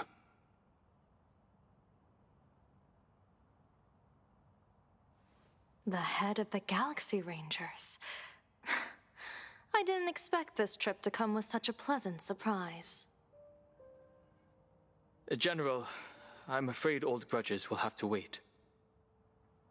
What we need to discuss concerns the survival of this world, and that catastrophic calamity you foresaw in your divination. I won't deny the crimes you've listed. But I know full well that the Xianzhou cares nothing for the life or death of someone guilty like me.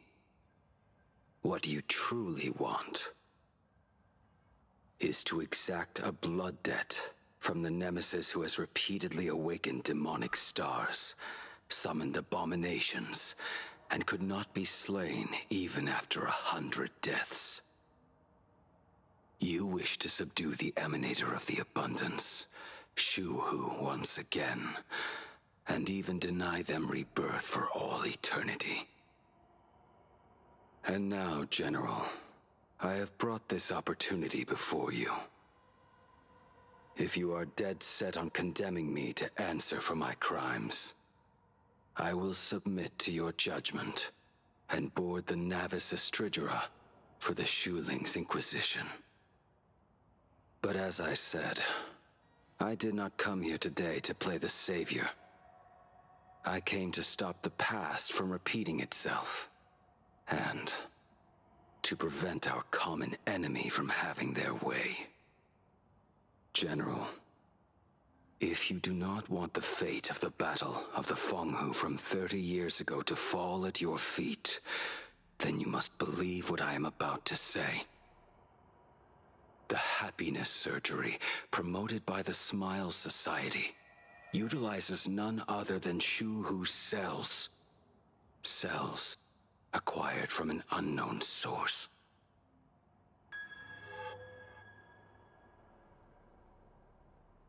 You mean everyone who underwent the surgery have all become supplicants. Once the wish power converges, the will of the flesh will awaken and turn every host into nourishment.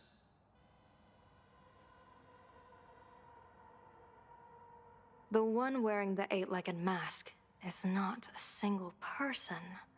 It is an emanator of the abundance, dismembered and currently parasitizing the bodies of the masses here. Who on Earth could have brought something so terrifying to plain Arcadia?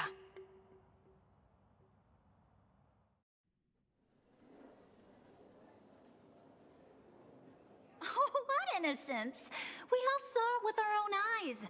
You got your supplicant's mask stolen, and were strung up for a beating. Yeah, you even went out of your way to set up a live stream for yourself. Afraid the whole universe would miss your heroic bearing, huh? A live-streamed public punishment. What do you mean, stolen? Can a supplicant's affairs really be considered stealing? That's called tactical emotional engagement. A tactic and an art. Don't you get it? Yoo-hoo! If it isn't the Astral Express's famous Lil Raccoon, did you miss my pranks?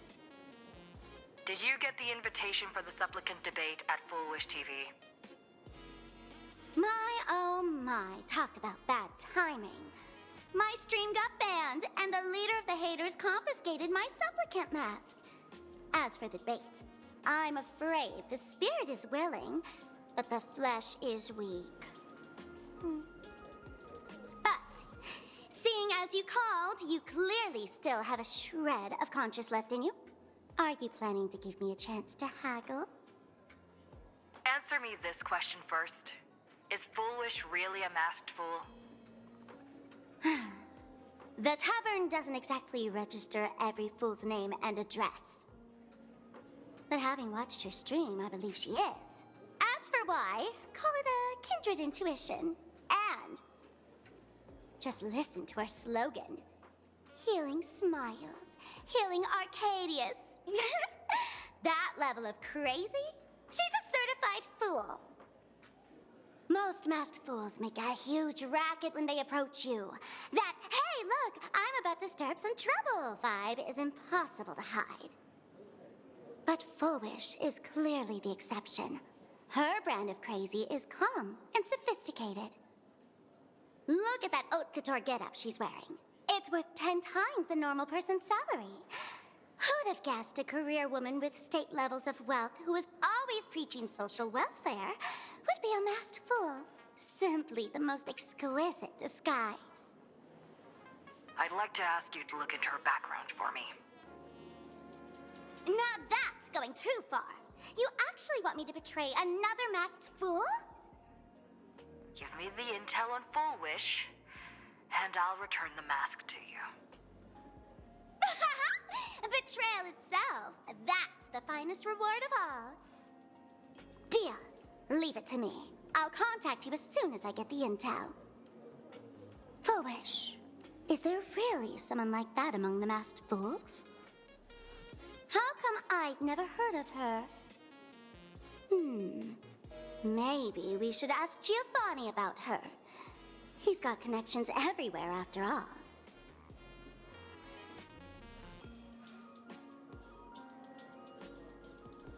Woohoo! Mr. Giovanni! Long time no see. Miss Sparksy? You just looted Sparkle's entire inventory right from under my nose. How can you say long time no see? Please spare me. Just give me a straight answer. Whose collection are you planning to steal this time? Sparkle and I just had the reconciliation of the century. Let bygones be bygones.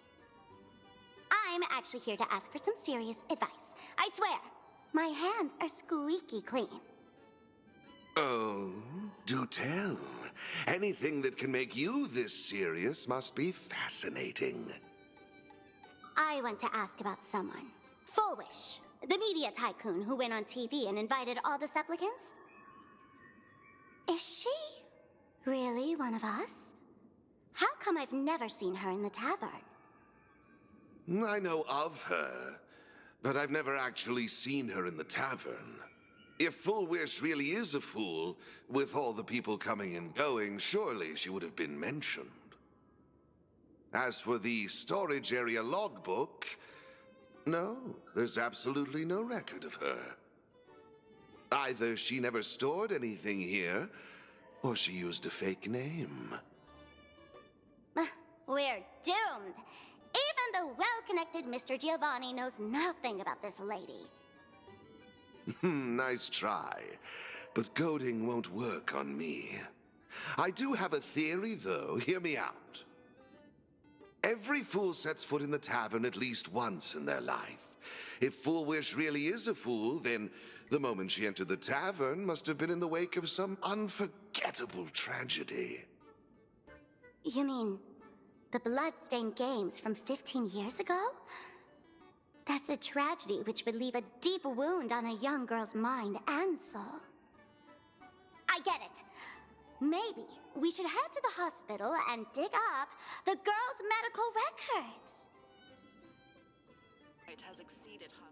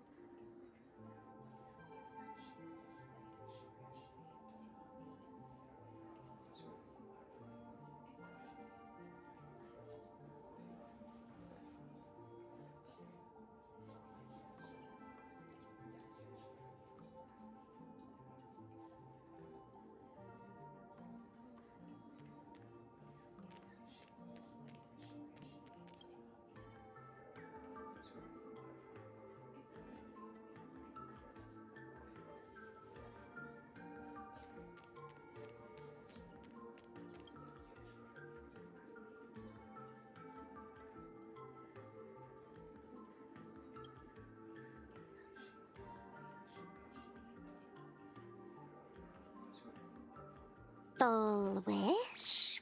Full wish? Ah! Found it!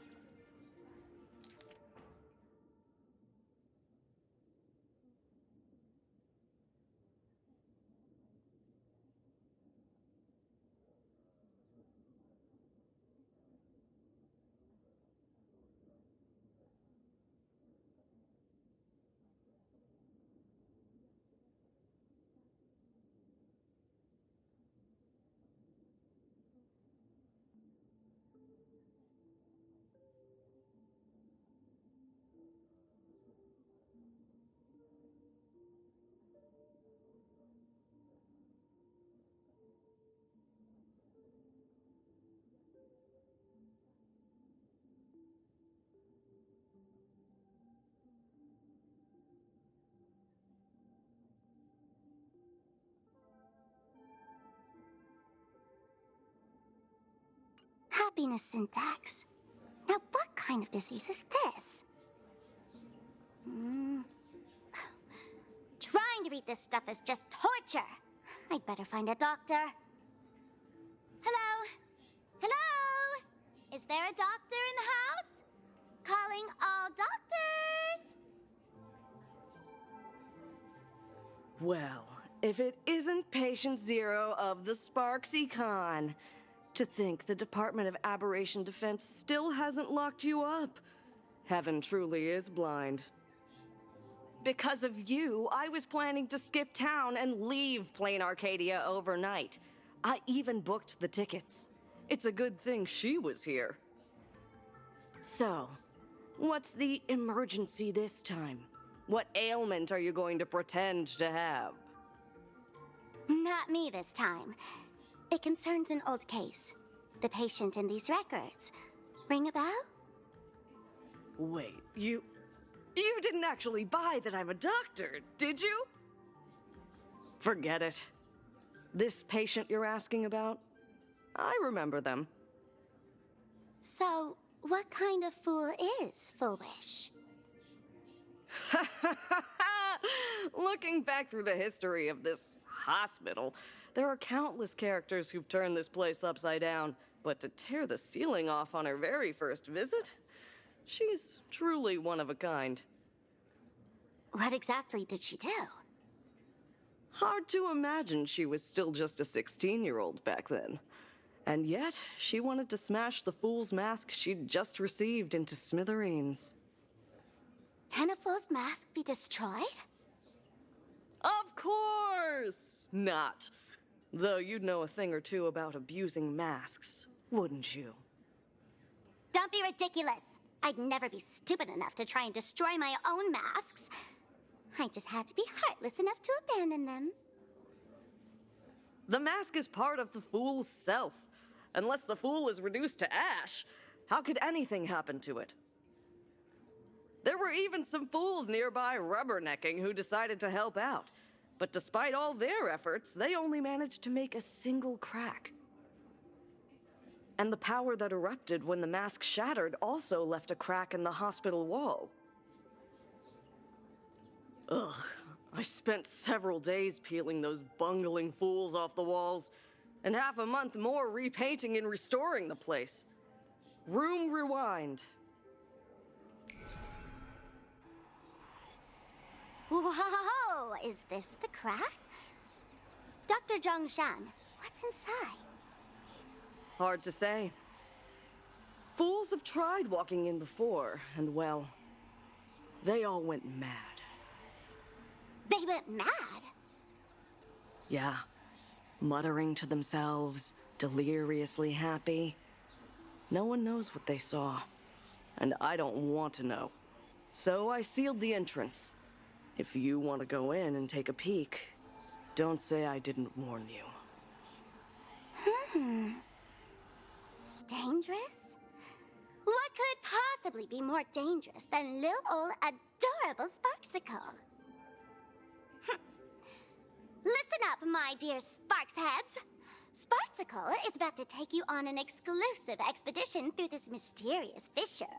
Smash that subscribe button so you don't get lost. Let's roll!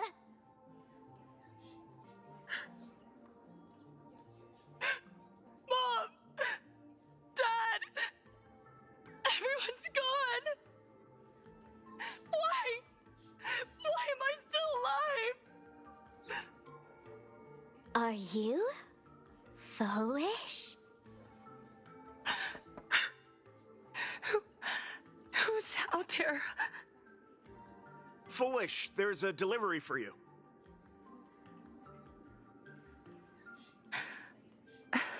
This is... Who's this from? I didn't buy anything. Is this a mask? There's a piece of paper inside, too. What does it say? To the survivor. Welcome to the world's end. Oh, right, the way you cried on TV was truly hilarious. Who are you? Why? Why are you doing this to me? What did I do wrong? Answer me! Answer me! I don't get it. All of this. Just what is so funny about all of this? What the heck? That's the day she received an invitation to the tavern. I really don't know which utter degenerate from the tavern sent her such a cruel joke. Even someone as stone-hearted as me can barely stand to watch. Wait, these hallucinations. Exactly what part of them is supposed to be happy?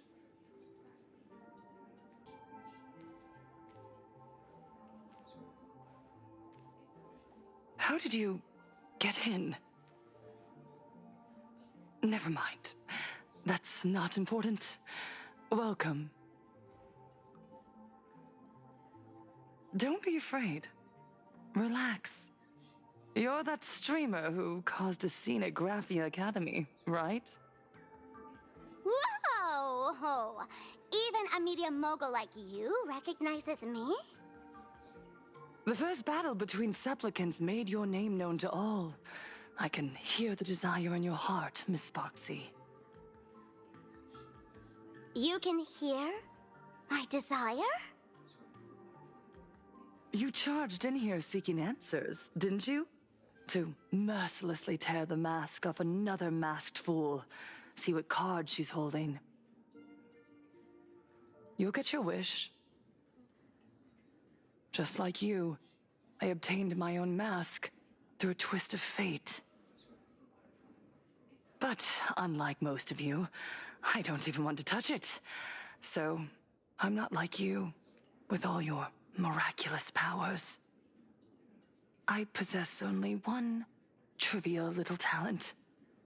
I can hear the happiness you desire most, deep within your hearts. Happiness. My days are filled with happiness. But what about you? Are you all right? I saw what you've been through. You have my sympathy. Sympathy, yes. Dr. Zhongshan called it the happiness syntax. She mistook it for some kind of disease. But I say no. This is the blessing of the elation. Precisely because my past was so agonizing. The Divine allowed me to hear the happiness deep in everyone's hearts as a form of consolation. I can smell the pulsating desire within your heart, like sweet honey dripping from a comb. It travels along your nerves, dissolving into a syrupy, sticky sweetness. No surprise there. After all, I'm just a sweet girl whose sugar content is totally off the charts. But Miss Connoisseur, merely savoring the scent isn't enough. Are you planning to taste it for yourself? As you wish. Let us start tasting from the first bite. Recognition. Deep within your heart, you desire everyone's gaze to be filled with adoration. The secret you use to seduce the audience is the very same thing you crave yourself, isn't it? Correct. Next comes victory. The first supplicant battle was merely a minor setback. Without a doubt, once the mask is back in your hands, you will conquer the entire Phantasm Games with ease. That's it! That's exactly how it should be!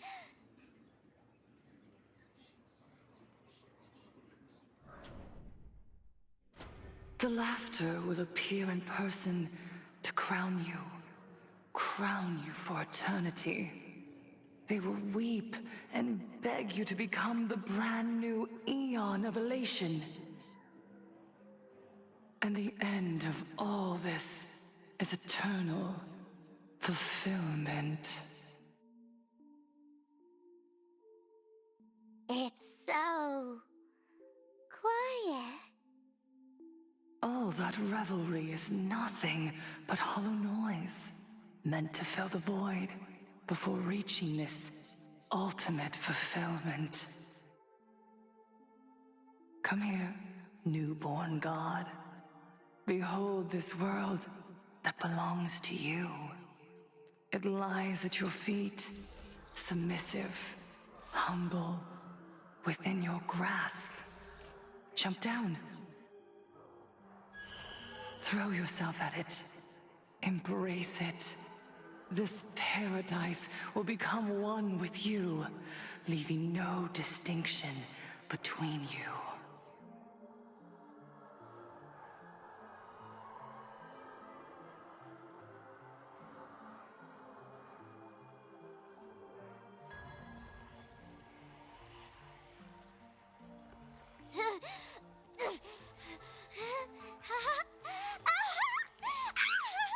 So this is happiness!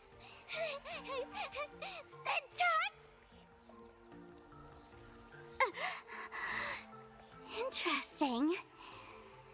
Oh, you're quite the illusionist, making this dream feel so real. To think you could resist this perfect desire. What a contradictory girl. You make me feel both pity and curiosity. Perfect! You've got it wrong. No matter how beautiful your illusion is, it can't change its essence. Once happiness is within easy reach, it becomes as bland as a cup of plain water. In our line of work, who hasn't tasted the true zest of life only after long torture? Satisfaction. Listen to me. You phony fool who can't even face your own mask. What we masked fools do best is distill pain into the strongest wine and spin despair into the maddest joke. Thanks for the sugar water. It tastes pretty bland. Since you refuse the sweet happiness I've offered, I have no choice but to insist you drink the bitter wine of punishment. How about this, Miss Connoisseur? Why don't you have a taste of my spirits? Welcome to the live stream! Plain Arcadia, Happiness Syntax, Honkai chapter, starts now! Oh, too bad. 0 viewers. Stars favor us. Earth shatters, heaven trembles, mountains roar, dragons rise! That's so ew. Feeling spiffy? Can you find the answer?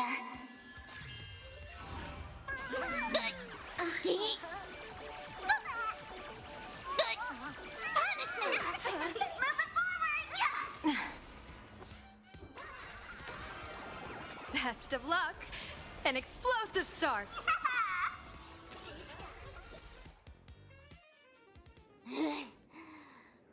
Not exactly tough, just overwhelming in sheer volume. Honestly, it's enough to exhaust even a fool. Suffering all this just for a mask? Definitely not a good trade. Tiny little fool! Why did you break my toy? Oh, not even pretending anymore, huh? I should have known. Full Wish was only ever a puppet placed in the spotlight. So tell me, puppeteer in the shadows, what are you supposed to be?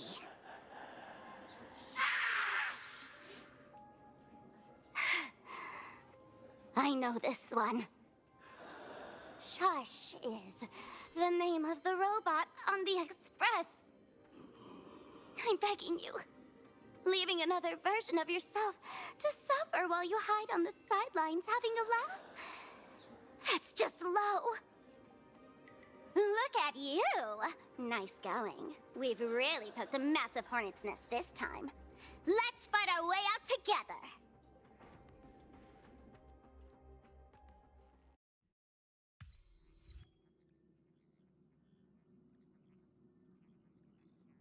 And that's the situation. Blade's getting restless because of Shuhu's flesh. I need to stay here and keep him from losing complete control. Stay safe. Don't worry about us. Turns out the happiness promised by the Smile Society is actually the flesh and blood of an emanator of the abundance. Seems like Full Wish's conspiracy goes far beyond just resurrecting the Herald of Death.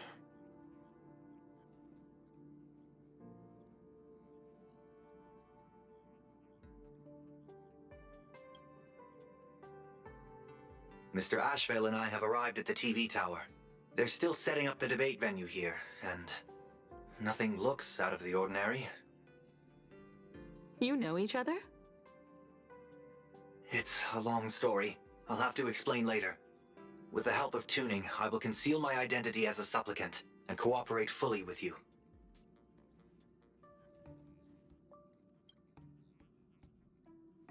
She wants to find a way to cure the patients. That's weird.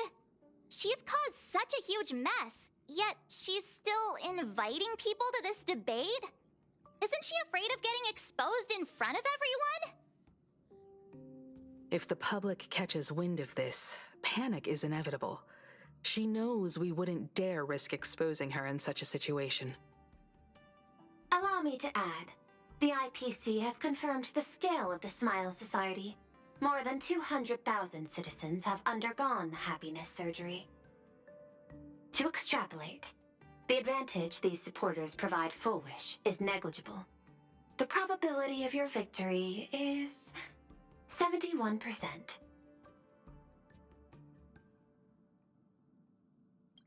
Full Wish is challenging all the supplicants, so her odds of winning were never high to begin with. She must have prepared a defensive position. We need to stay on guard at every instant.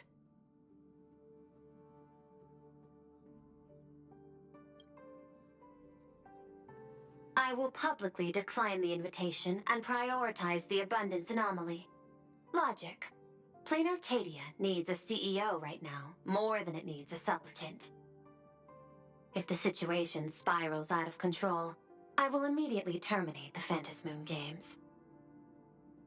But until then, the PR department will do its utmost to support you and defuse Full Wish's PR offensive. That should be enough. Thank you. Danger lurks everywhere right now. I don't think it's wise for all of us to rush to Seafeld City. March and I will stay in Duo-Mention City, just in case something goes wrong. Oh, right. We gotta watch the Express. It'd be a disaster if someone tried to steal our home. Besides, debates aren't really my thing.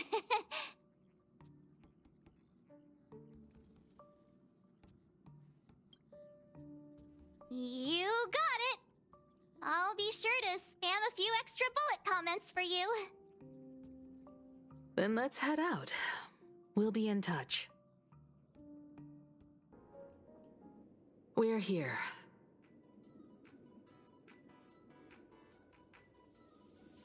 Looky here. How is the white-striped wolf polling so high? Just 'cause he looks cool? What gives? Who? That detective? Where did you get a title like that? Oh, that special program? It's wrapping up already. By the way, when was the deadline again? Yesterday.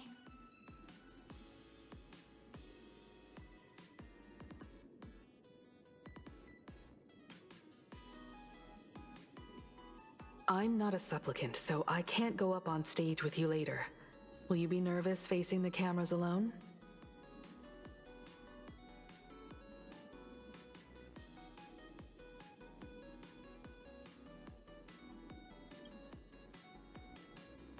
Time truly flies. You're all grown up now. Perhaps it won't be long before you no longer need my guidance. Don't worry. I'll always be standing right where you can see me. Then let's go find Sunday and the others.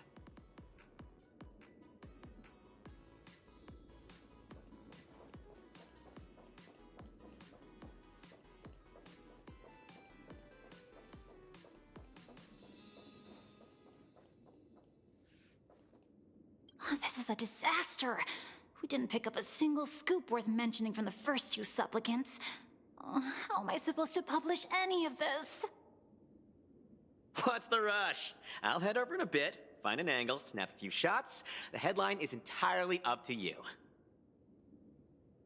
Frowning over such a trifle? You should hurry up and get that happiness surgery done when you get the chance.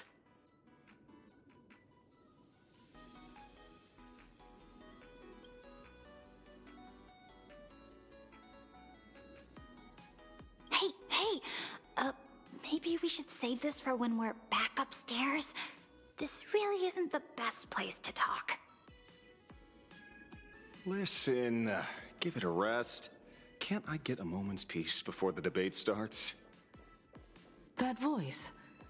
Is that Mr. Ashvale?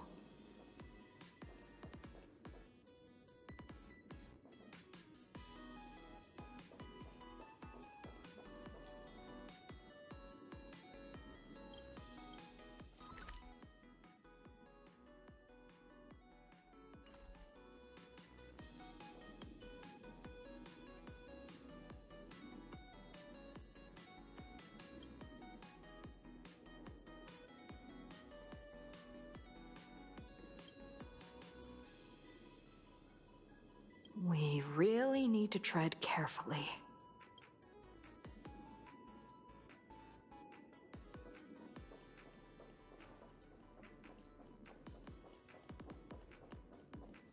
What's going on? Clue chips are out of stock again? What can you do? Those are Blue chips we're talking about. An Arcadia bestseller for over a decade. One bite drops you into a whole new world of crunch. Exquisite! A taste sent from another dimension! Is this a film set or something?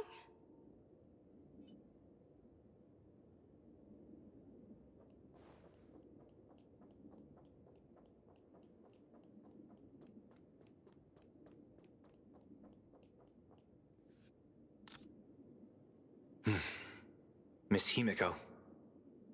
We meet again, you two. And you're about to be on TV. Aren't you going to change into something a little sharper?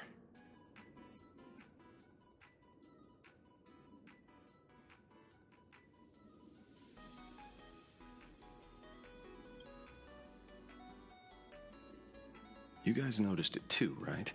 The entire first floor of the TV tower is one big set arranged by Full Wish. A live stream broadcast. Those two look busy, but they haven't taken their eyes off us. I'd wager the debate started the moment we stepped into the TV tower. This is a prime opportunity to bait us into exposing our weaknesses. She certainly wouldn't miss it. Speaking of which, I didn't expect you two to take action together. Before contacting you all, I was looking into the case involving the Sin Wish Syndicate murders, and every clue pointed straight to Full Wish TV. The Sin Wish Syndicate? Exactly. When I accepted this mask, I promised to make a name for them. Since that's no longer possible, the least I can do is uncover the truth on their behalf.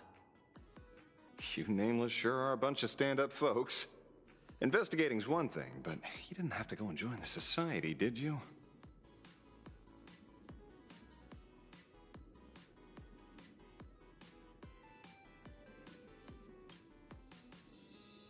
Correct. But I submitted a fake surgery application to get a peek at what's really going on. Unfortunately, the regular members know almost nothing. I couldn't find any clues related to the abundance. But regarding the surgery, they did leave behind some clues.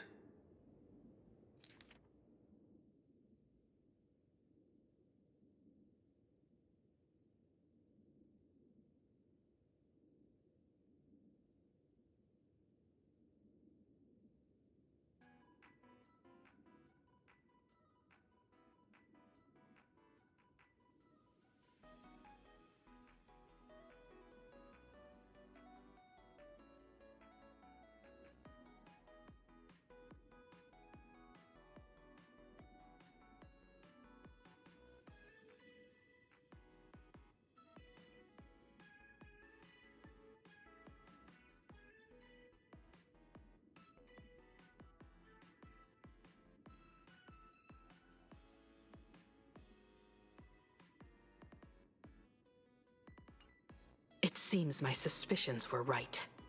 Not everyone joined of their own free will. Rather than offering comfort, the Happiness Research Society amplified their craving for it.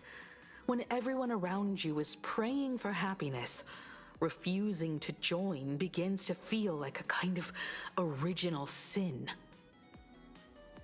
Do they not manipulate the hearts of others using the very same terror and dreams?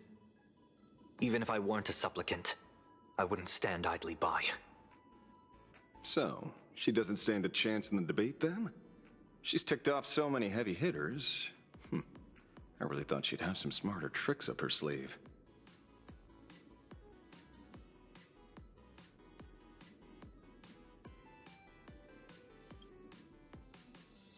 When it comes down to it, it's just like the Phantasmoon games. People love surprises, so over-preparing is pointless. I've met plenty of big shots, but nobody has a knack for grabbing attention like you do. Use that to your advantage, and play things by ear.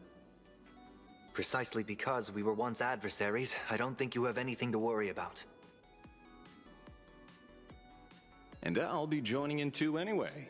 Just to shoot me a glance if you need me. And I'll back you up.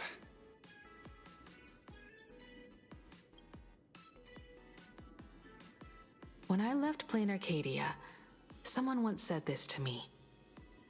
When moving forward, never ask too many questions. The moment we stop to think, doubt seeps in. Fear of becoming a laughingstock or of being rejected. It sounds absurd, yet that's how people are. Don't let the word debate lead you astray. Just be yourself, as you always have been. When it comes to you, my faith is unwavering.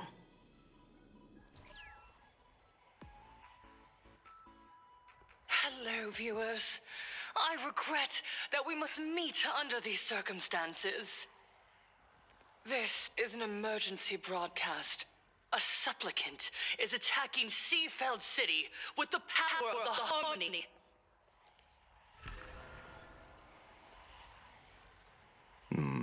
What kind of commotion is this?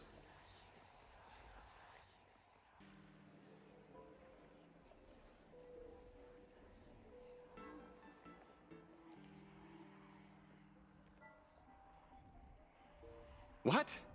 Is Full Wish TV up to their old tricks again? Hello, viewers.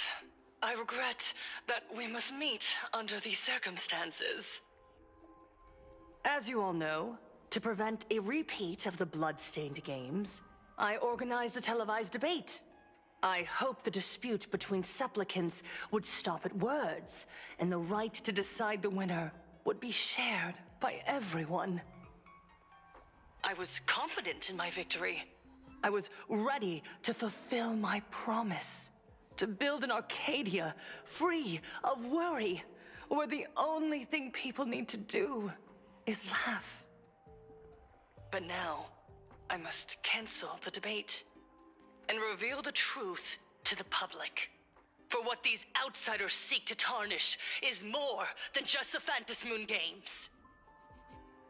I implore all citizens, do not panic at the footage to follow. We are facing an unprecedented danger. But this is not a time for despair. Our reporter in Seafeld City captured this scene. This man should be no stranger to you. His name is Don Hung, a member of the Astral Express and a renowned hero. And yet, accompanying him is none other than the Cian Joe's wanted criminal, the Stellaron hunter Blade. Rumor has it he was once tainted by the flesh of the Abundance and could go berserk at any moment. Back then, I trusted the Astral Express, figuring this was just a simple capture operation. But a short while ago, I found members of the Smile Society infected with the flesh and blood of the Abundance. Only then did I realize what sort of conspiracy I was being dragged into. Aside from the Trailblazer, there's another supplicant aboard the Astral Express who used an alias not too long ago to infiltrate the Smile Society. But his true identity reveals him to be an interstellar fugitive, a member of the family, Sunday. And by sheer coincidence, he traveled with the IPC back to Ashvale, arriving at the debate venue together. Ladies and gentlemen, I won't summarize this, lest my own views mislead you. I will only present the indisputable facts for your judgment. May the Master of Elation bless us all.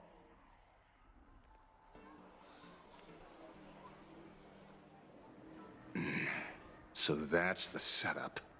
Such blatant manipulation won't fool anyone for long. No. Everyone, we'd better get out of here. What is it? Maybe when we arrived at the TV station, the debate wasn't just starting, but had already Wait! How could... Viewers, we interrupt with an emergency announcement. The Department of Aberration Defense has confirmed that the power causing the flesh of the Abundance to become infectious originates from the Harmony.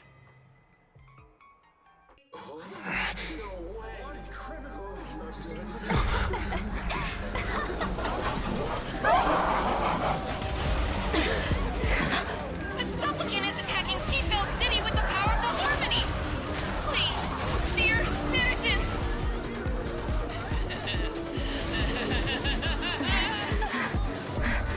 Enough small talk. It is time to fulfill my duty. Stars, favor us. Let us become one and share in boundless elation!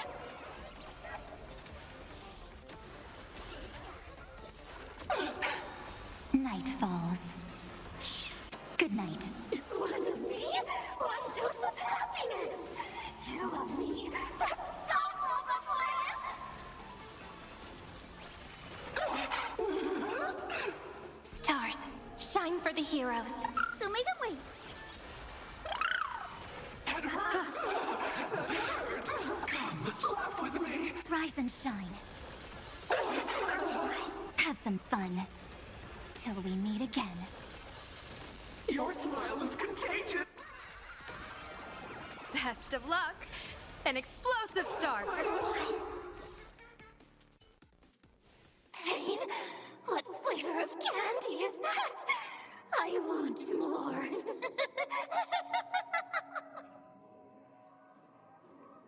Their senses have become completely distorted. Come closer. Just a little more. Is he dead? No, the flesh is regenerating. It won't be long before he gets back up, no matter how many times he is killed. In that case, he is certainly worthy of the great wheel fortune hanging over his head. So this is Fullwish's goal? To twist citizens implanted with Shuhu's cells into giggling abominations and wage war on every supplicant? It's horrifying to be sure, but Fullwish is a mere mortal. How exactly did she do it? General, please do not call them that. These people are nothing like the denizens of abundance you're familiar with.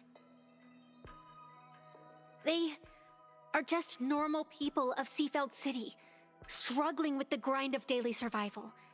They don't have the strength you and I possess, nor have they ever seen the world outside of plain Arcadia. They just want to stop and catch their breath, even if that breath is poison coughed up by Fullwish. You're right. They deserved sanctuary. But right now, there's another group of people who need our protection. Since we have the power, let's do something, whether for the survivors or the victims. You were the referee of the Phantasmoon Games.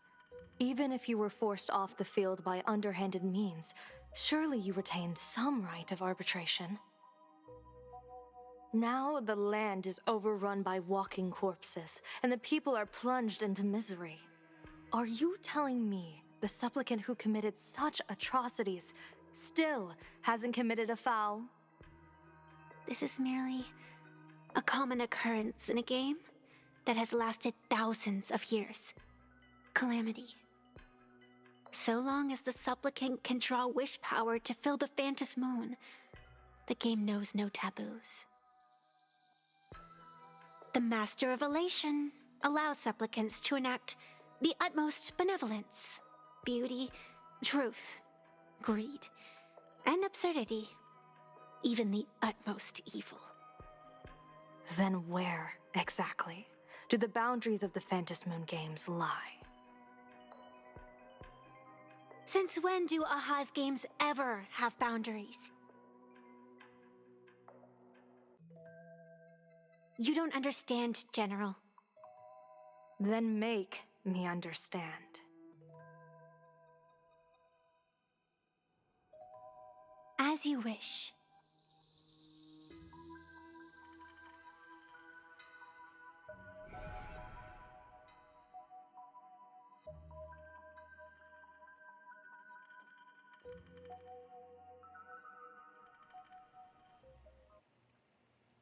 I wonder if you've heard of the tragedy of the bloodstained games from 15 years ago, General.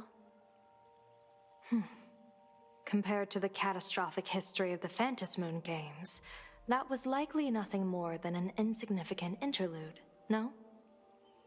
Countless times, I wanted to reach out and touch those muted hearts to make them beat again. But I can't save everyone. It's always been this way.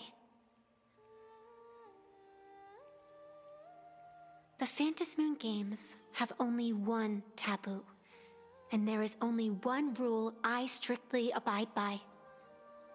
The games must proceed, never ending, just as the sun and moon rise and fall. Those who defy this law shall be banished, executed, and suffer unceasing torment. General Yao Guang, have you ever wondered, why am I the arbitrator? Simply because you possess the power to eradicate those who transgress. Eons ago, in the Master of Immortality's mysterious garden, flora flourished with such intensity that they suffocated all other life. A meddler quietly infiltrated this place, plucking the most enchanting and luxuriant branch. The severed branch screamed in protest, for before she was gifted with eternal life, she was a divine envoy, leading her kin in search of the elixir of life. She was a beast of blind love and hatred, a sword dancer who devoured the crimson moon. So proud was she, never having known how to yield. Save for the blazing phoenix of the Xianzhou, she has never been defeated by another. How then could she tolerate a meddler defiling her fragrance? Are you speaking of myths or true history? When the past is as distant as the afterglow of the stars, does it really matter whether it's myth or history? That meddler transplanted her to another world, and through this method, they imprisoned the most terrifying of horrors within the most ridiculous of games. You mean you yourself are that most terrifying thing? You've misunderstood. Or perhaps not. The meddlesome god promised to enlighten her, to teach her to know true joy. And in the repeated cycles of the Phantasmoon games, the meddler did not break their promise.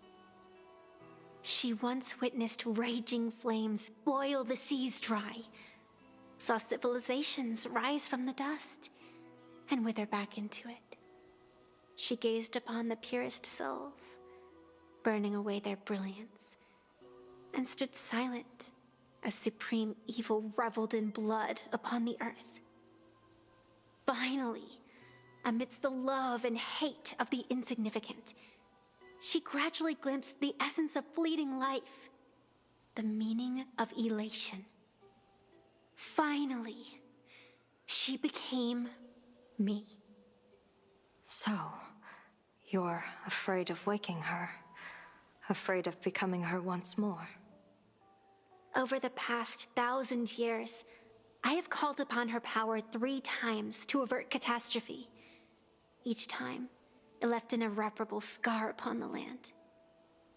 This is the abundance, healing and torture, coexisting as one.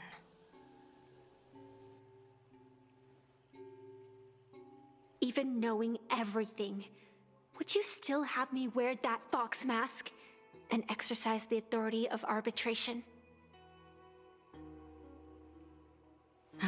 Miss Evanescia, What you are terrified of is not this fox mask. Quite the opposite. Evanescia is the mask you wear. What you are terrified of is your true self. I, too, was once terrified of my mask. Your mask? A mask known as Arbiter General. Whenever the tides of war demand it, I have no choice but to don it, to become that slaughtering general, coldly watching blood and tears be shed, plotting and divining beneath the astral charts, even accepting the scorn of bereaved orphans, all to ensure the Luxero is loosed. I don't understand.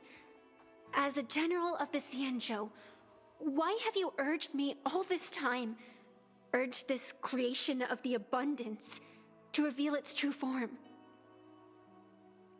It's laughable, really. I arrived in plain Arcadia for the sole purpose of involving the Master of Elation in my divination, seeking to rewrite a fate already cast in stone. But to steer the orbits of the stars is no easy feat, whether it be the Lux arrow that topples the sky or the games of the Elation. It's difficult to grasp even if you go all out. From the instant the Phantom Moon's declaration increased the stakes, my divination has spiraled out of control. My fate shifts ceaselessly between adversity and prosperity, life and death becoming impossible to fathom. With the eons in play, divination is futile. The only thing you can ever put trust in is people. Just as I once believed my teacher could successfully fulfill their fate. I really believe in you too, Miss Evanescia. Has anyone ever told you you're quite the gambler? Daring to push your chips onto an unknown quantity, like me? In a game where the eons themselves have taken a seat at the table? When we first met, I could not gain insight into the will or woe of your fate. Yet, I was willing to trust you. I believe you are also the key to rewriting destiny in this game, whose ending no one can foresee. Why? Miss Evanescia, the spiritess that watches over me is named the Kala Chakra Sky Plume. It is a symbol of the hunt's foresight, verdict, and self-discipline. Why does the decisive god of the Skybow bear such a visage? After much contemplation, I finally understood. If the value of discipline was understood, the creations of the abundance need not be abominations. And without temperance, the consequences of the hunt are no different from destruction. I am not some gambler, nor am I an ant beneath the gaze of the eons. I was the one who offered up a piece of my own insignificant fate, forging their trajectories. The situation outside is volatile. We don't have a second to spare for idle chatter. Miss Evanescia, I've given you my answer, and I'd like to hear yours in return. When you realized Full Wish was not a supplicant and you could not pass judgment, why did I see hesitation and doubt in your eyes rather than your usual indifference? I know you already have a game changer in mind. You're just not ready to use it yet. Please, tell me your solution.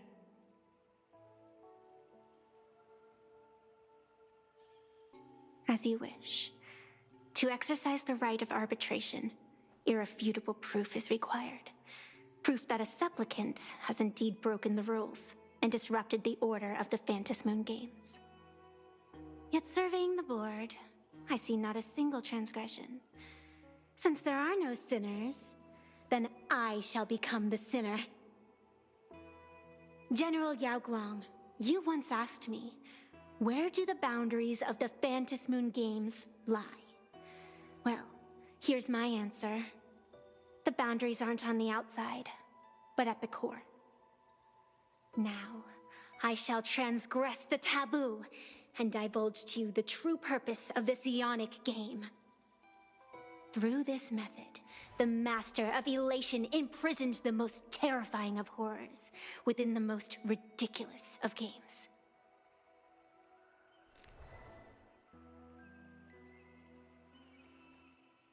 The terror slumbering at the heart of plain Arcadia is...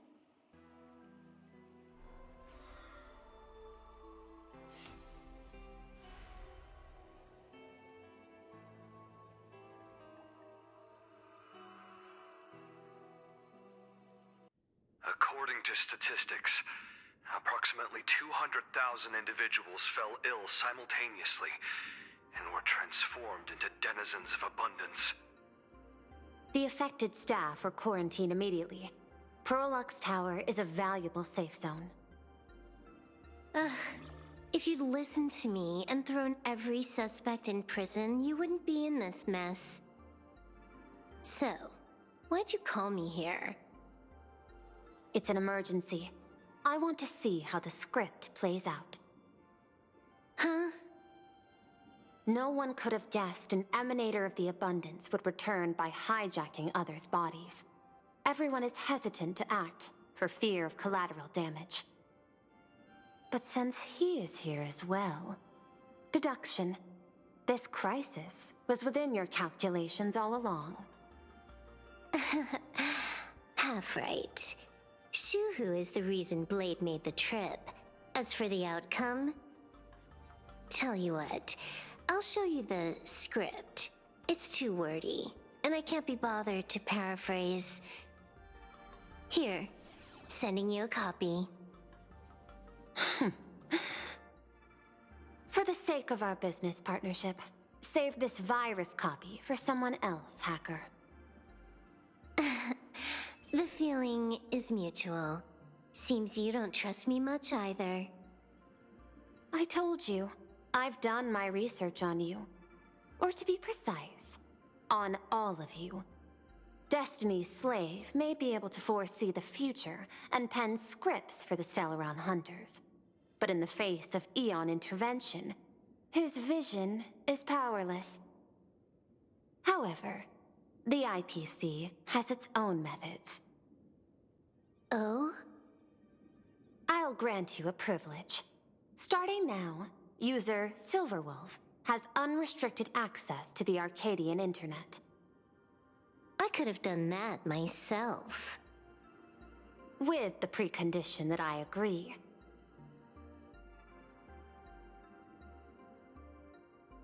I want you to hack into the internet, trace the source of the Joy Ascendant contagion, and figure out the catalyst and transmission vectors. Suppressing the surface commotion is a simple task, but if the root cause isn't addressed, the chaos can never be truly eradicated. In exchange, I'll turn a blind eye to the Stellaron Hunters' suspicious activities for the time being. So this is what it means to see how the script plays out. Maybe you should keep it wide open. One eye might not be enough. Let's start the investigation with the sick ones inside the building. I thought this was supposed to be a safe zone. Safe means that I monitor everyone's every move, including yours. And hers. Judging by the time, I should be right on cue. Not exactly right on. You missed your cue. You should have made your entrance 4 lines ago. 4 lines back? Oh, one eye might not be enough. You were laying the groundwork for her entrance. Margin of error, 23 seconds. Coordination needs improvement. My bad. I lost track of time. What about you? Did the operation go smoothly? It's a long story. I thought it was a battle royale, but it turned into a zombie crisis. I think it should have been you instead. I heard Elio gave you a long vacation. Whereabouts? Let's call it a business trip. 10 days in Penacony with a packed schedule. I'll take today, for instance. I needed to arrive at Ideen Park on time, order 2 drinks, give the cash spewer 3 knocks, and watch it spit out 650,000 credits. And then, I was supposed to get on the line and say hello to you. 23 seconds late. Not very punctual. Oh, I don't mind. After all, even a late warning might just save you and Blady's lives. Elio asked me to pass along a message. Don't lose to Aha. That's it? Anything else you want to say? Hope you enjoy yourself.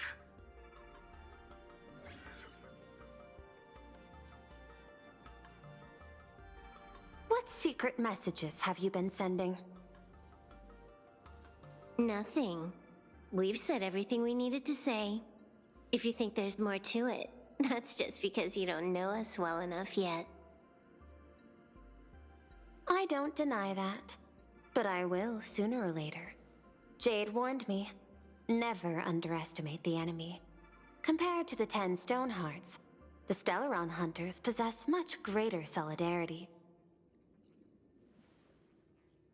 Is she seriously not just throwing shade at her colleagues? The probability is 9%. I'll reserve judgment for now. Hopefully, you can give me an answer. Remember the objective. Hack the network and trace the source of the Joy Ascendant infection.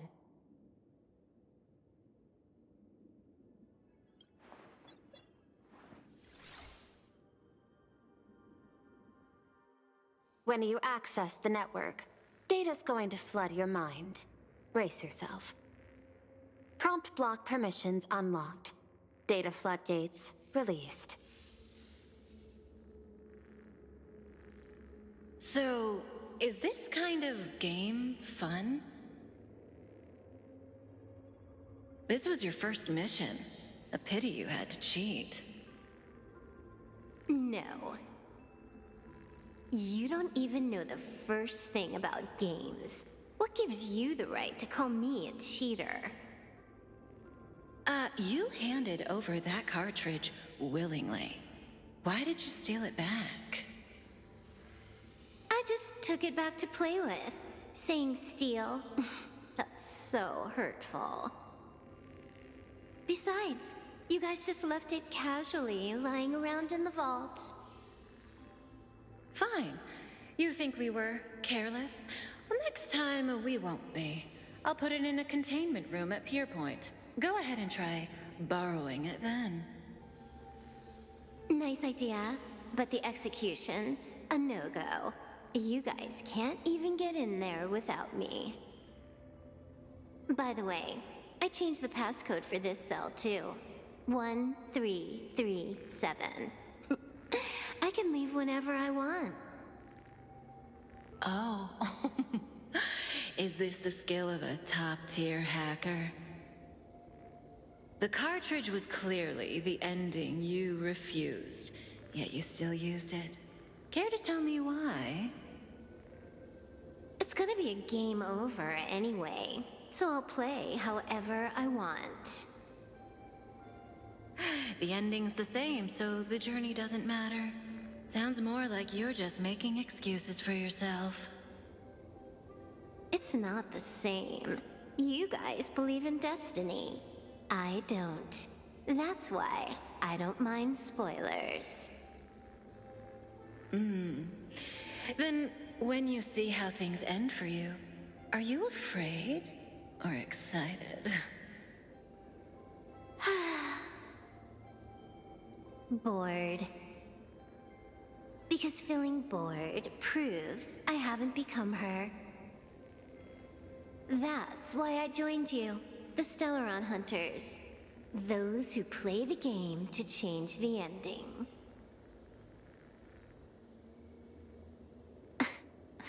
Why am I suddenly thinking about that?